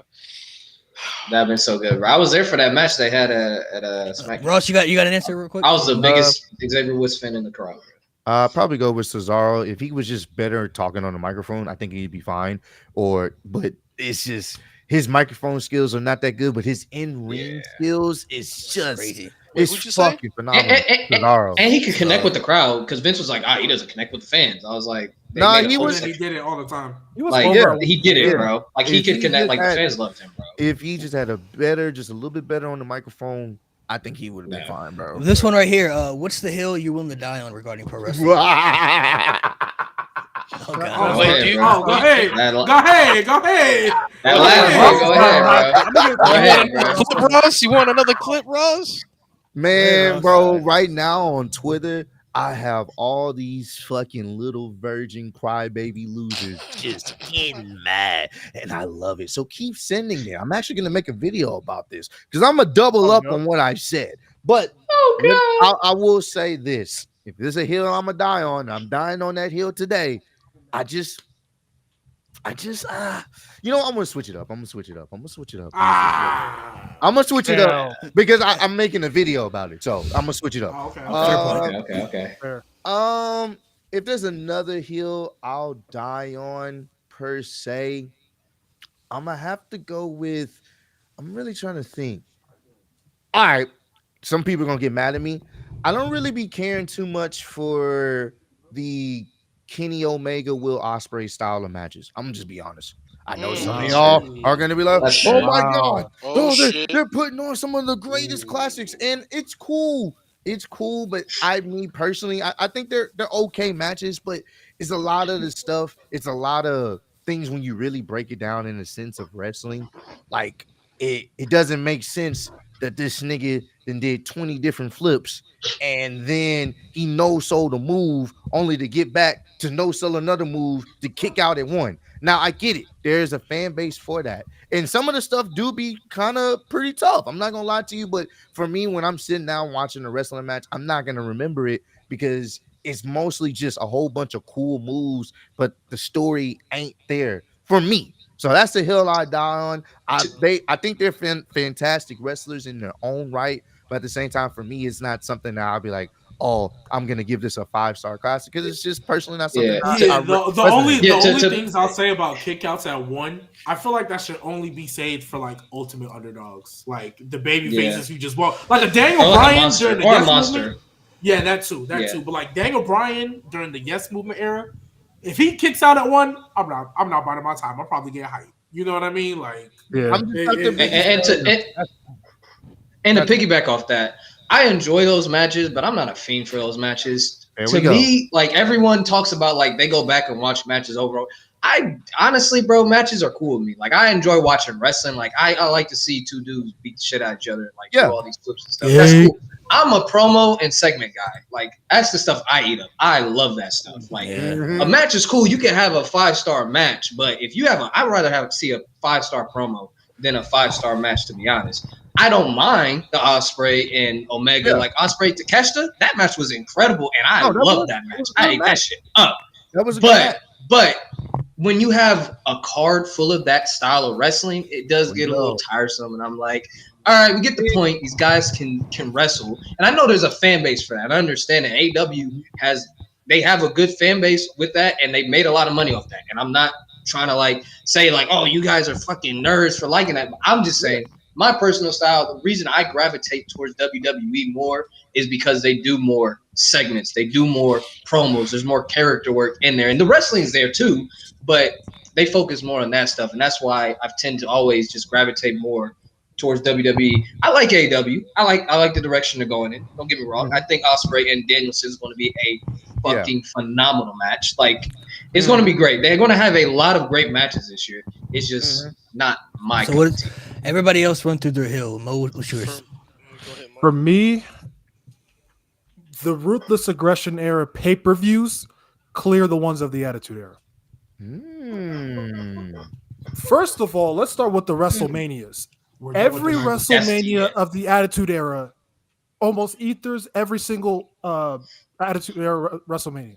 Did I fucked Ruthless that up. aggression, yeah. Yeah, every Ruthless Aggression WrestleMania is better than most Attitude Era WrestleManias. The only one that's on par is 17. I think 17 clears all of them. But the regular pay-per-views like King of the Ring 98, for example, right? The crowd is a big factor of this. Crowd was awake for Taker and Mankind, obviously, and Austin and Kane. They were dead during Too Much against Al Snow and Head because of dumb storylines like that. They took Head and Shoulders and had Ruthless Aggression era pay-per-views clear. That's all I'm gonna say. Lewis, what's yours? Go ahead. I've thought about this one long and hard. It ain't in my VO1. Don't worry, chat.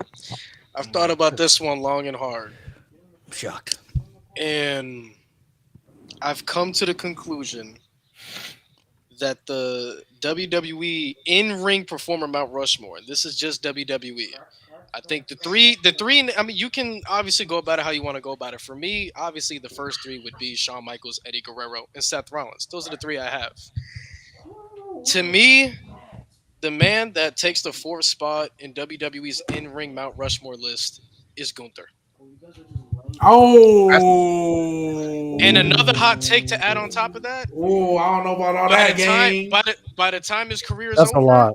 by the time his career is Yeah. over, I think Gunther would be one of the 10 greatest WWE superstars of all time. I give it that.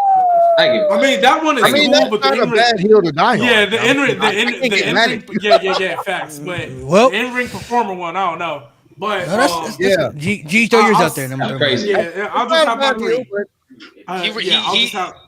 Kurt, I hear the you. only reason I didn't say Kurt Angle because Kurt Angle's best work was easily in TNA, way better in true. TNA. Yeah, in-ring Very work. true.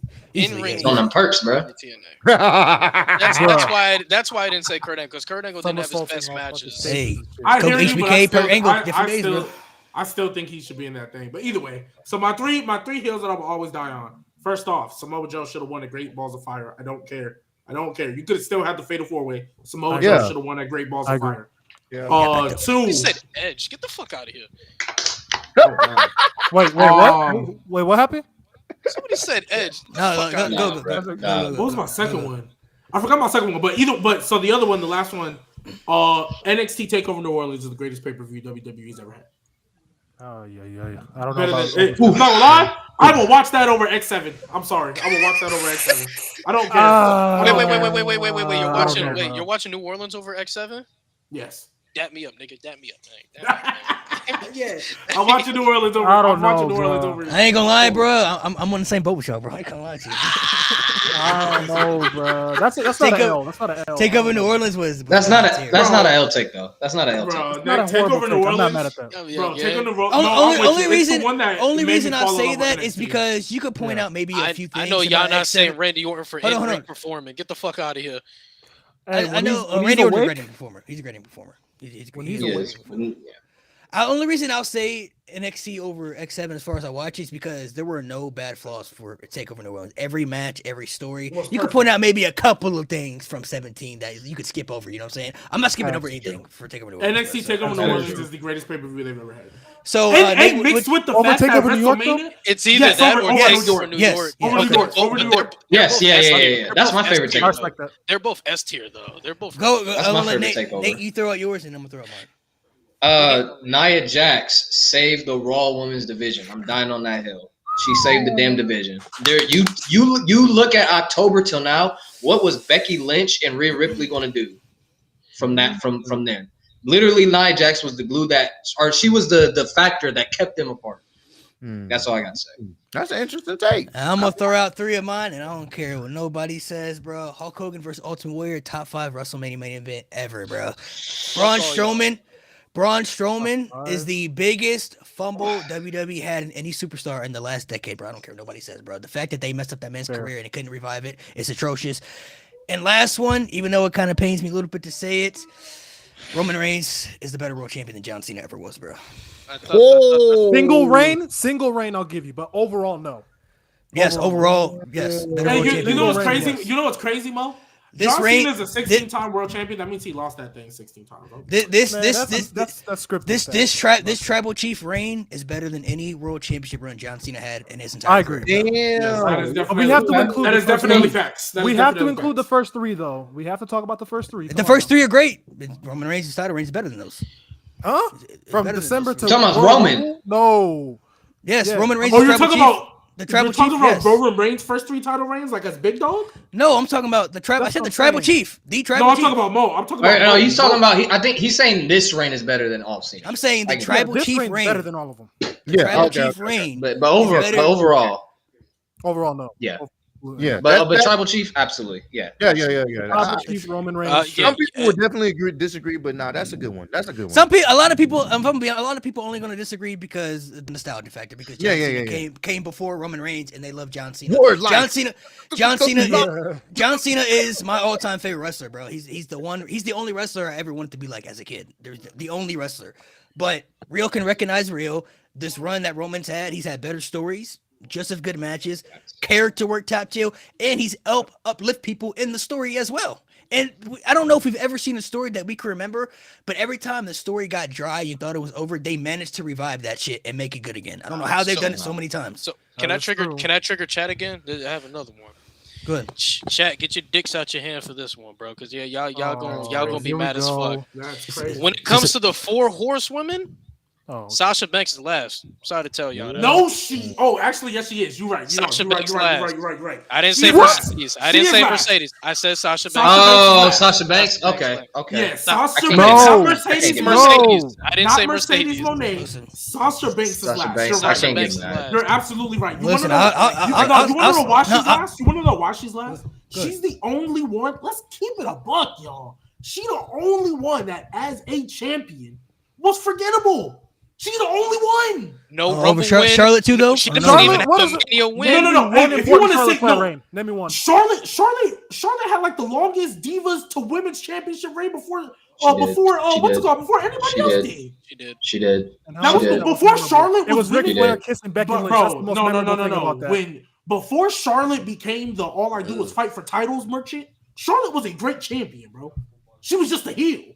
Before she started racking up the stat padding titles like that before the Sasha Banks stat pad title, bro, she was a good champion, bro. And she could actually do some stuff. It just got annoying because we saw she was stat padding. But no, Charlotte She was the first one, and then Becky surpassed her because she became the biggest star in the freaking company at one point. And I'm gonna be real. Then you get to Bayley and Sasha. If you want to say Sasha's better in ring, cool, that's fine. But Bayley, if we look at everything with accomplishments, accolades, Bayley honestly is low key not close. Bayley is better than Sasha. Not close. No. It shouldn't be close. And on top of that, comparing it to Oh, the other, man. comparing Sasha Banks to the other horsewomen, they have a Rumble win. Bayley is about to have her singles W. Sasha Banks' only win is for the fucking tag titles. That's it. Other than that, she was 0-6 at WrestleMania. Yeah. And remember, Sasha Banks couldn't defend that title to save her life. And then when she finally did have somewhat of a long reign, she was a transitional champion for Bianca Belair. Cool. So you bring up a lot of good points. Transitional's kind of You dragging. bring up a lot of good points with Sasha. You see, I knew chat got angry. Charlotte, Got I angry. think, would equal it though, because Charlotte has never evolved her character into anything. At least we saw Sasha evolve, we saw Bayley evolve, Becky evolve. She's been the same thing for the entire time of her main roster run. And not to mention though, Charlotte is the one person that everybody has looked at in the division kind of like the Roman Reigns. They're forcing her upon us when we're am telling drunk. you we don't want her That's to been be in facts. that top position. Charlotte is great, but nothing about her has changed at all. We saw Sasha play the heel character in NXT. Then we saw her do it as a babyface. We've seen the same with Bayley. We've seen the same with Becky. Charlotte has done the same stuff the entire time she's been on the main hold on. roster. Hasn't Sasha done the same stuff too? When did Sasha evolve? Hold on. Can I keep She's it been a base? heel and a babyface. That's evolving. She's So excelled at was both. Charlotte. Well, yeah. Charlotte hasn't excelled as a babyface. She's a terrible babyface. Nobody liked her. All right, she is a horrible. Okay, babyface. okay. She might not have been good at it. Hold on. but Are we saying counting? they've Are we done counting the same NXT in thing. this sense? Are we counting? She's NXT done the in this same sense? thing. Hold on. Are we counting NXT in this sense? Because Charlotte as a babyface is one of the most dominant NXT women's champions of all time. Okay, you could say on the babyface, but on the main roster, she's been terrible as a babyface on the main roster. Oh yeah. Then And I Sasha Banks, Horrible. Sasha Banks on the She couldn't main even roster show- has been the worst champion and the worst. Like she can't win the big one. She's I'll- terrible I'll- under pressure. I'll say that. Well, cause I mean, she hasn't won the big one yet. That's a fact. But I'll say this: Charlotte was such a bad babyface, she couldn't even get rid of Ronda Rousey, bro. That's how terrible. Yeah, no, she was Yeah. a bad. Yeah. Can I also she's say a really something? bad Can I also say babyface. something too? I also saw somebody say, "But Sasha Banks main event of WrestleMania." To keep it a buck, and a lot of y'all don't want to hear this. She was only in the main event of WrestleMania because they really wanted to push Bianca. They would have put Bianca in the main event with anybody. She was And- because does anybody remember Sasha Banks' reign after she beat Bayley in the Thunderdome era? Does Not anybody really. remember that? No. I couldn't tell you a damn thing. I don't know You- who she defended that she- title. I think it goes hand in hand because Lewis did bring up a good point, but they also threw Charlotte into the WrestleMania main event that she didn't belong Yeah. into either. You're right. Yep. But here's the thing: I think Charlotte and Sasha are 3 and 4. I think they're 3 and 4. But to me, Wow. to me, I don't think there's an argument for Sasha being higher than 4. I think she's the last one. She's literally the worst. Like even though it's scripted, That's- that's She fine. fought It's not her Reginald. fault. That's As crazy. far of accomplishments, she has the worst because she couldn't hold the title to save her life for the longest time. Bro, she And then doesn't when have she- the two Facts. biggest wins that these women are gonna have. Yeah. So I mean, And Bayley's ring, the I think longest she's- reigning women's champion in SmackDown history. Charlotte Flair is a 14-time women's champion. Becky Lynch is the only woman to main event and win. No, the only woman to win a one-night WrestleMania main event. I mean, it's true. She doesn't have anything that's really history making per se. Well, let me put some respect. Her and Bianca Yeah, I are was about to the say, first two first black women to main two event black of women. WrestleMania. and she's part of the first women's tag team champion. Which She has that. is great. But what I'm saying though is when people say, but she main evented a WrestleMania, I feel like WWE was so high on Bianca, you could have put any of the other 3 other horsewomen in there, and you would have gotten the same result. Could have done 'Cause they Bayley. were- that was more because that to me, because I look at things differently, right? I look at who's the hottest in the match or whatever. Like, yeah, technically, like, yeah, she did main event a WrestleMania, but I don't look at that as a Sasha WrestleMania main event. I look at that like that's Bianca. That was Bianca. Like, That was Bianca. Yeah. She was the center of attention. Sasha just so happened to be the That is true. champion. like in my personal opinion, I don't think anybody in their right mind thought Sasha Banks had the sliverest of chance of winning that main event. Oh no. No way. Nah. That was basically Phenomenal a match, set though. up. Yeah, Phenomenal phenomenal match. Phenomenal. Even if you want to say Sasha is the best one in ring, that's perfectly fine. But my Whoa, argument, whoa, my whoa. counterpoint, I mean, I don't think she is, but if you want to say that, I'm not gonna really waste my breath about it. But Someone said she made a girl cry in NXT, bro. So did Miz made a girl cry. What are we talking about? A lot of people, bro, a lot of people What are you made talking people about? cry. You saw what Gunther Right. did, man. A lot of people Oh, made people that's cry. That's egregious. why I said. That's why I mentioned Sasha was better Call him a at bad as a father. baby face and a heel than Charlotte was. That was my point. That was the point I made. But a lot of people made people cry. I Much mean, better. come on. yeah, but like I don't think Sasha being better at both than Charlotte. Because she's a better baby face soon. for sure. Coming But I don't soon. think it's enough to put her in the top 4 Mount Rushmore. Or I don't think she's any higher than 4. Someone The said only- Liv lose and made a the girl only- I cry. don't think, I'm sorry. honestly, I don't even think she'll ever have a case of being. Unless she being- comes back. I don't was saying think she comes back. If she comes back, that's a whole different story. But as of speaking right now, she has zero case of being on the Mount Rushmore. Like Bianca has a case more. Rhea Ripley has more of a case. Becky has more of a case. Bailey has more of a case. Charlotte has more of a case.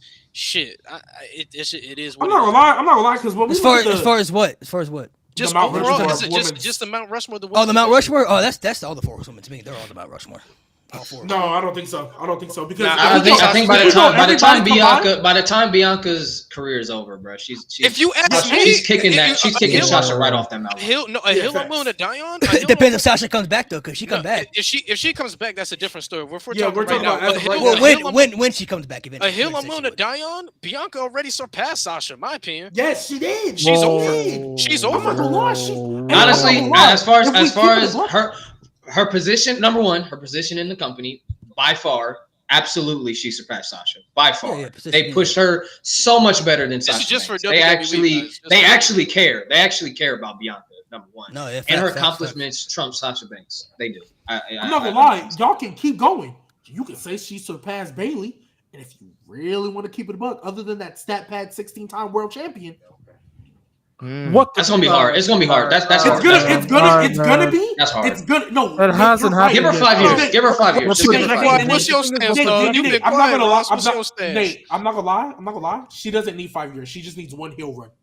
All she needs Hold is one heel run. Hold on, Ross. You've What been about quiet, man. projection? What's your stance on this, Ross? You back All there right. quiet, man. I'm over here just responding to the fire that is on Twitter right now, so that's why. It's This fucking man, great. I this love man it. I in love menace it. mode. This man. Where's No, that no, hoodie, dog? Where's that You hoodie? should read, you Oh, should it's read in your favorite comment you responded to. Read out your favorite Oh, comment. actually, I can, but let me get into Go this ahead, real go ahead, quick. go I ahead. actually do agree that Bianca has surpassed Sasha, considering how they've been booking her, and I think that's part of Sasha's frustration and one of the reasons, the big reason why she left in the first place. I think we're getting what Sasha probably should have got in Bianca. Yes. Is exactly what we're getting right now. Yes. And right now, Bianca's on this run where, you know what I'm saying, people are behind her. She's been putting on some pretty good matches. I think her getting a good heel run will definitely take her to that next tier, potentially, Yeah.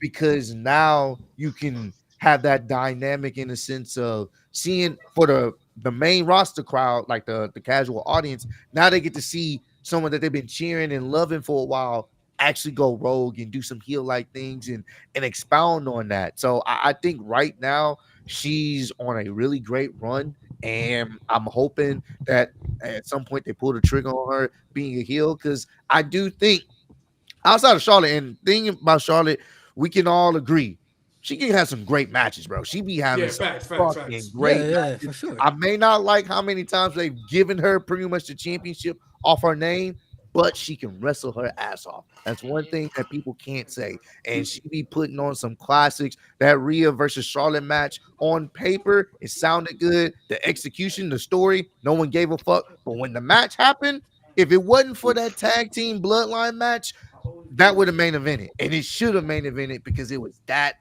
fucking good. So I will say right now, Bianca is definitely number 2, but when she get a good heel run, I think that may change relatively soon. Rhea, I mean, just in right now in the grand scheme of thing, outside of the 4 horsewomen, she's at the top because she's just so super over, and her matches are really good too. Like her selling is good. She can sell for you. She can make you look like $1 million out there, even when you know it doesn't match up the matching, you know, the who she's facing. You can't believe into it. Yeah. She can make you believe because she's that fucking good. So I'll give her that. Yeah. I see And one thing- Bianca I think- and Rhea as like John Cena and Batista. Like WWE is obviously, I think in the future they're going to lean more towards Bianca, but Rhea's always going to be like someone that they always go to as well. I'm just confused. Like, I'm just confused because I don't really be responding to people like that. But I'm just confused on how Bianca has not surpassed Sasha Banks. She's peaked higher than her in terms of probably popularity within the WWE. She has her own reality TV show. She has the longest reigning women's title run, full stop, ever. And in terms of stretch of matches, you can damn near argue which one is better. Like, everything Sasha needs, Bianca has. I think for me, the reason I have the 4 Horsewomen as the Mount Rushmore because they all changed women's wrestling in WWE and revolutionized it for me. The way they were put in NXT and portrayed, you started to see that things were changing differently in women's wrestling. And the match that solidified for me was Sasha and Bayley at TakeOver Brooklyn. After I watched that match, I was like, no, women's wrestling is completely changed. That was one of the greatest matches I've ever seen in my life. Now Bianca has, you could say, peaked higher and has all the success Sasha really did need to evolve and excel. But all four of them, to me, helped transcend and change women's wrestling to be where it is today.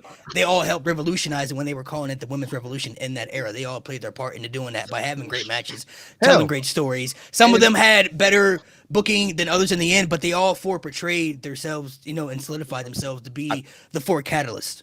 I think Sasha is more or less, the accolades don't match, but her match quality does. Because you guys remember the match she had with Ronda, and Ronda was relatively green at the time. She carried her to a fucking good match, bro. Right?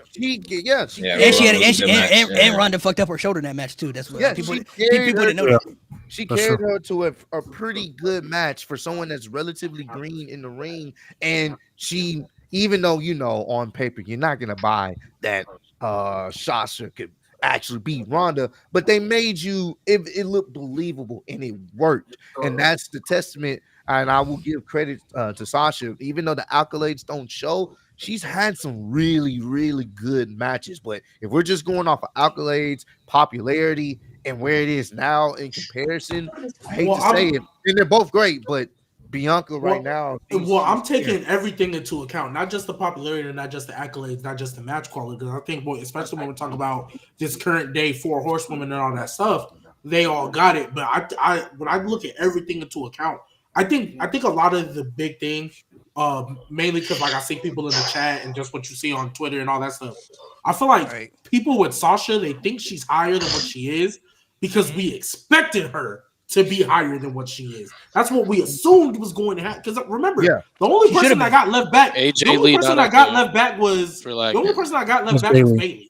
Bayley was the one that got left back. We thought Sasha was, like as you said, Ross, we thought Sasha was going to be what Bianca was. But if we just look all time, everything into account, when we look at all the, I don't know where that came from, but when we look at everything into account, you look at all the women in history.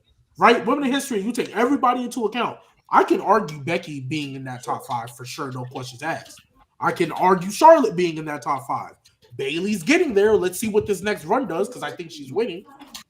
Sasha, is anybody taking Sasha over Trish or Mickey? I am. Yes. Yes. Y'all are? In WWE? In WWE? Absolutely. I think 100%. Mickey, yeah. But Trish, Lita? Yes, I hate to say it. Because here's my thing. That's the tier I think she's in, though. Because I think Becky has surpassed them, no questions asked. I think Charlotte has surpassed them, no questions asked. I'm not going to lie. I'm taking Bianca over them, no questions asked. That's the tier I think Sasha is in. I think she's with the Trish and Lita right has now. A case to be over Sasha? No, because she honestly, if she had a better main roster run, yes. I think they did her worse main roster than they did Sasha. Just asking. I'm Yeah, not getting. I think for me, Oscar and Sasha low key in the same boat. They both don't have wins at Mania. Or Sasha has That's what I'm saying. But I think they did Oscar. I think they did Oscar a little bit dirty. Like Sasha wasn't nearly as dominant as Oscar was, bro. Like she was undefeated for a minute, bro, and then she went from being literally undefeated to losing to Carmella, bro. That's how bad it was. Bro. I'm not getting nasty, just asking them because they're in the similar same boat. Like they don't have a Mania win. No, you're right. They both have had shitty title runs. But if I we're think, looking at just the to- accolades alone, Yeah, to Oscar point got a out the little chat, more. I'm seeing a bunch of people in the But, chat. I I'm think not- a I'm lot not of people picking in the Oscar. chat. I think a lot of people in the chat are missing the points. A lot of us like these people, but their accolades and stuff speak for itself the way they're booked. We're just going off based how they're booked. Like they didn't treat Sasha the way they should have did on the main roster. They didn't treat Asuka the way they should have did on the main roster. We're not saying that those people are bad. It's just we're looking on based on where they did. Sasha Banks would win the championship and then she would lose it after not even holding it for a month. Yeah. Like she didn't even get On the title Raw. for a month. You know what I mean? Like On that Raw. wasn't her fault. It's just the way that they were structuring her and book here. Now I still have her on my Mount Rushmore personally, but I can Yeah. understand why some of these people don't put her on there because the lackluster of the booking that they had to. I don't know who in the background going crazy. Somebody Yeah, somebody all right? in the background going crazy. Shut the fuck up. So I don't know. We're just looking off based off how. Mo, whoever in the background, tell him. It's my brother. Hand him one of these and Get tell him that- to go have get- fun with a girl. Hey, Hand him one of these and tell him to go have fun with a Hey, girl. hey, Hand him one of these, tell him to go Yo, I was You gonna don't say know how old get that the kid foo-foo is. stick. You know how old that kid To is. get the foo-foo stick, but that. I was gonna tell him to drink wrong. Plus we Hey, have to. hey, give him one that thing- condom and say the- off is the direction you can fuck. The one thing I want to bring up that G, the one thing I want to bring up that G said, he's talking about Trish stuff, but I think the eras matter. Like people like Trish and stuff. People are bringing up AJ Lee. AJ Lee was great for her division, but she was in that era where women's wrestling really wasn't Really able wasn't, to yeah. evolve I and love you, excel the way it Yeah. is now. If AJ Lee had a run in this era, I mean, Durex she, is Oh, wild. it'd be- she may be able to cook. That is wild. I wasn't gonna say nothing. You really just pulled out a Durex like out of nowhere for a child. This is a child, bro. What's wrong with you? Hey, whatever helps wild, strap, bro. bro. Whatever helps strap. Hey, Trojan clears. Just hope y'all know that. Trojan clears. Facts. What the Facts. fuck? All right, man. We're discussing, man. Oh, I just want to say though, do you guys think as wrestling fans, like, I feel like people they rank Need to have based sex more? on, you know, besides that, you know what I'm We gotta saying. stop this. Besides We gotta that, stop this. shout out this Thursday. But besides that, I feel like wrestling fans they tend to rank based on potential and what wrestlers could have been rather than what they As are opposed now. to what they did, I yeah. I understand It's the abominable. Sasha Banks argument because of her potential and what she could have been, but you can't tell me on the grand scheme of things right now on what she is today, on where she was at her WWE career, that she has a legitimate case over Bianca. You just can't. I many understand ti- the argument. You can't. How many times in 2016 I can't see it, bro. did her and Charlotte flip flop that title back and forth? I would say four. Too much, bro. Sasha Yeah, Sasha way won too on much, bro. Raw. Charlotte would win at the pay per view. Then Sasha Yeah, would it win on was- Raw. Charlotte would win at the pay per view. Sasha Till would win Roadblock. that title back on Raw. Because remember, they were the By first the help of Ric Flair. women's Hell in a Cell match. They were the first women's last man standing or something. They were And the first Sasha's everything. hometown, by the way. Yeah, bro. They did that. never Sasha's won hometown. I feel like a lot Sasha of the never won women, pay-per-views. a lot of the women though, like a Trish, Lita, and AJ Lee, they were all great for their era, but they weren't able to excel and prevail because women's wrestling was held back. I just you know, read at on that time. Durex. Shout out Durex. I'm Yeah, sorry, well, great. what? No. Let's switch it up, bro. You want to switch it up, bro. You want to switch it up, bro. You want to switch it up. Bro. Trojan clears. Switch it up. Switch it up, bro. Why are we But yeah, doing but this? I hear y'all. I just feel like Sasha Banks is in that tier, and like, especially when it comes to like accolade. I feel like even though Malik, what you said is right, the eras and all that matters. I also Yeah. feel Trish, Lita, they were treated and booked better than Sasha Banks relative to era. Obviously, that women's wrestling divas era was Garbanzo. I know, but I'm You saying the way they viewed them though, Mickey, Trish, and Lita did not get treated the way Sasha did, bro. They Yeah. wasn't like they weren't treated the way Sasha was. You know what I mean? That's Because what I women's mean. wrestling Hold on. wasn't taken seriously. But hold Can on, we hold on, highlight? hold Can on. we wait? Can we highlight? But this, even though? when they Somebody didn't said- take it serious, they still treated her better than in the era where you they did. see, you see. Can we highlight this? Because somebody said can't blame Sasha for bad booking. Oh, that was getting ready to get into that. Yeah, we can't- blame everybody for bad booking. It's bad booking, bro. That's not even just Sasha Banks. It's a lot of wrestlers, bro. But Like, my you talk thing is about- that that goes is into true. what I was saying though. Roman Reigns is You're one of them. ranking them and you're giving them the benefit of the doubt. If that's the case, Dolph Ziggler should be a top 10 WWE superstar of all time. He should be on Yeah. everybody's Yeah, we're top 10 talking if that's about the bad case. Yeah. Samoa Somewhere, We're talking bro. about bad If, booking. if that's the case, Braun Strowman should have been an XL. Shinsuke Nakamura, the Summer Punk should have been booked better. You know what I'm saying? That should have went off to be one of the best things we've ever seen. You know what I mean? Like, Uh-huh. My thing there's is a lot. bad booking sucks, but we have to look at the reality right now. The reality I mean, is what happened. The big dog Roman Reigns, you feel me? That mean Yeah. I I think Kobe could have achieved more. Hey, but it Hey, just happened. actually, that's a good question that might stir some feathers. Overall, when we look back at it, Alexa Bliss or Sasha Banks? Okay, bro. Ooh. All right, bro. All right. Alexa Fuck Bliss was that. a much better champion. Name me Alexa one Bliss great was a Alexa much Bliss better match. champion. If we're talking booking, Alexa- booking, it's obviously Alexa Bliss. If we're talking Alexa Bliss was Bliss. handled better on the main roster. They Wait, booked yeah. her pretty well for All right, 2016, 2017. She was like Yeah. one of the top 3 women. Wasn't She she was the a better first champion. Raw and Women's champion like ever? Now, SmackDown. The first I one don't to think hold both? I don't think Alexa Bliss even comes close to having great matches as Sasha No. Banks did. But as No, far no, as no, no, no, as no, far no, no, no. as far as how they were portraying her on the roster, I mean, they showed that they were caring more about her, bro. So Yeah. And It- Bliss it was is- a good promo too. Like, And she good was in a the better. ring. She Yeah. was She a just better wasn't Sasha. champion. Come on. no, She no, was she had good promos. She had good promos. She was a Good good promo. promo. She She did. was a better champion. She Her was portrayed promos a lot didn't start. better, too. Her promos Got- didn't yeah, start got- sucking till she got hurt and started doing that talk show segment. That's when her Yeah. promos. This started is a sucking. super chat right here. We'll get to better WrestleMania, Hollywood 21 or 39. Good question. 21. 21. All right. 21. If it wasn't for 30 night 2, If it bro, wasn't- 39 Yeah, I I was was would about say, to if say it wasn't for night two. WrestleMania. bro. That was my 29. other. Where's That was the WrestleMania, other bro? standing on hill. WrestleMania 39 with 2 more correct decisions would have been the greatest WrestleMania of all time. Would have been better than That's not a bad take. Only reason why I Not don't bad. give 21 that nudge is because the 2 last matches weren't that great. JBL versus John Cena was awful, but It's Triple H trash. was okay. But It was it cool. gives that legendary status because of the 2 that they lifted up, the new faces of the company. Yeah. 21 Yeah, and the other matches than before were those actually two, really good and too. the undercard. You didn't was like John fantastic. Beerbelly Layfield?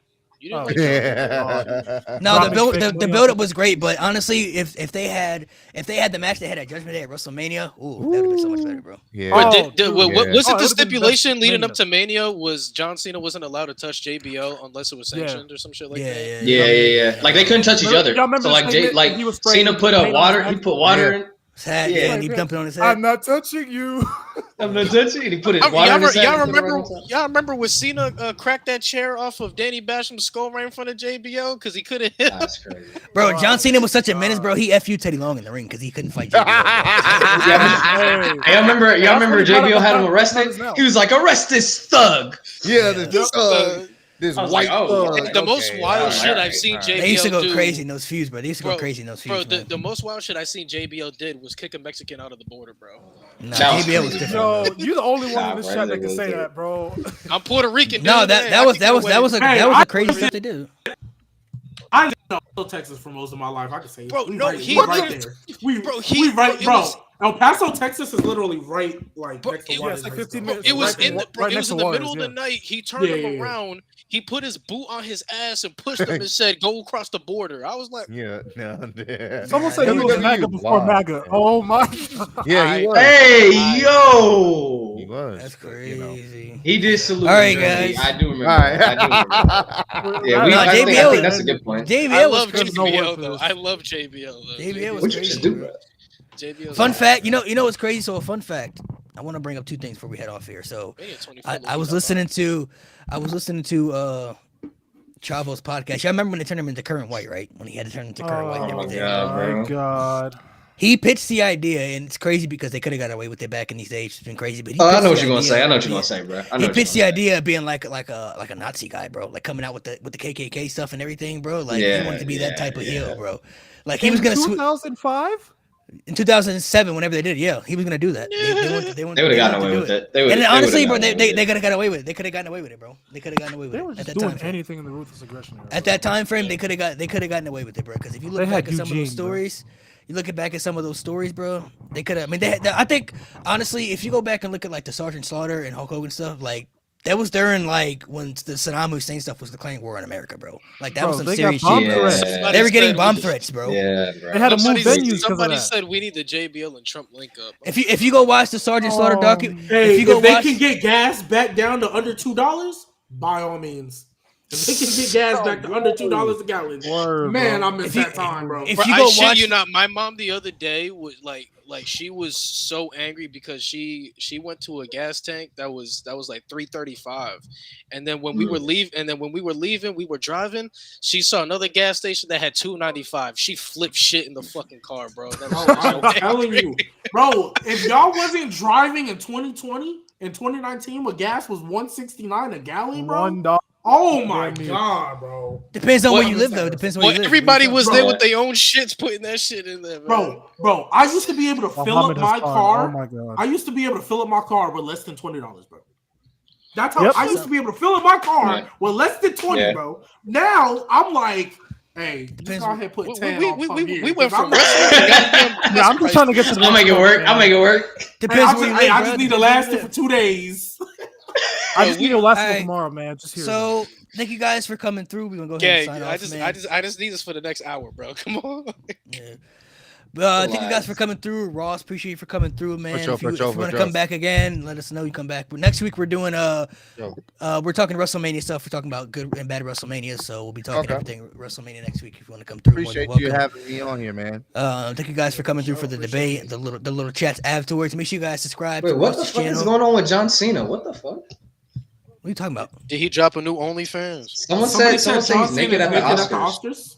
Let me check Get X. the- why would you All want right, to I'm see not that? watching that. Why would Yeah, y'all this want to is- see this- that? What's This is going on? We can't abominable. see I'm it though. not It's John watching that. Cena. You can't. Why see would he it. not be at the can't see Oscars? it. Why Oh, would here he we not- go. why would- You're Why would he dumb. not be at? Somebody said, "Why is John Cena at the Oscars?" Why would he not be at the? Why would he Oscars? not be there? He's one of Hollywood's biggest stars. I mean, You know, my V is gonna be there, right? Probably. Bro, Oh, he- he's naked. bro. They said he's Oh, naked. They for said he's sure. naked No, for on the real. Oscars. He for real is. He for real They said is. he's naked Let on me the see. Oscars. Wait. Not Wait. for Bro, he nothing. for Let What me the fuck? Bro, not he for for real nothing. is naked, bro. He Pause. for real is naked, pa- bro. Pause. Someone but said Cena I, naked. Be back. Pause. Oh my. pause. But I gotta see. Not for nothing. I gotta see it. Hey, All right, no, Whoa, John Cena's my dead. God. It's All right, Yeah, bro. man. John What- Cena's dead What, naked, man. what is he Yeah, check it up. doing? Check it up. We're done. Yo, that's insane. God damn it, Cena. John Cena. Hey, do it, 'cause John Cena- Hey, somebody said this John Cena at the Oscars right now. y'all wilding, bro. bro, fuck, man? What? nigga came out with the sandals on, booty naked. That's so That's crazy. wild. bro. His ass is Crazy. out, bro. He is dead ass naked, bro. This is egregious, bro. What the This fuck? is egregious, man. What is Nah, happening? Cena is going crazy. Oh my. Oh wait. So for the God. people that got 2K24, how y'all feeling? Somebody said in the chat. W real quick. game, bro. W, Except bro. showcase. Fuck showcase. Oh wow. Showcases a lot. But You don't like it's Hogan and It's Andre? so- You're a bum. It's not even about the matches, bro. It's like why I don't know north from west, bro. I'm not trying to think about all that. Like, Yeah, that's just tell me stupid, where- bro. Why, give just me- say give me top a- right, top left. Like, come on, man. What we doing? Thank you, and just give me a cutscene, bro. Like a playable cutscene. I don't want to watch the match. The last Like, best fuck all that. showcase was 2K16 with Stone Cold. I really No, like 19. That one. 19 with Daniel Bryan. That's how they did that. I One do right. 19. I didn't do that one either, bro. I ain't gonna lie. I just like played 19. online in 19. I was an online merchant. All right. That gameplay was stupid though. Thank you guys for coming through, man. Thank you guys for joining. We'll be back next week, like I said, talking everything WrestleMania. So make sure you guys subscribe. No Name Wrestling Podcast, Narcolepsy Boy 94 YouTube channel. Ross, you could also plug in your stuff for the people who are watching, myself, for their people who aren't familiar with their stuff. For sure. Kicking it with Ross on YouTube. Ross's Clutch on Twitter. Right now is a dumpster fire because now people are finding clips of me reacting to, I think, some videos, some Liv hype or whatever, and a prediction I did on having Liv win a match. And now people are trying to, point out hypocrisies of, oh, this is what you said positive about Liv. Oh, da, da, da, da, da, da. And it's great. I love it. I'm here for it. So yeah, if y'all want to join in on the cesspool toxicity, let me know. Ross's Clutch on Twitter, Kicking It with Ross on YouTube. I think Ross the Chosen One on Instagram. So yeah, man, I'm having a great time, man. I appreciate y'all having me on here. No problem, man. Thank you guys for coming Yes, through. sir. Until next sir. week. See y'all next time.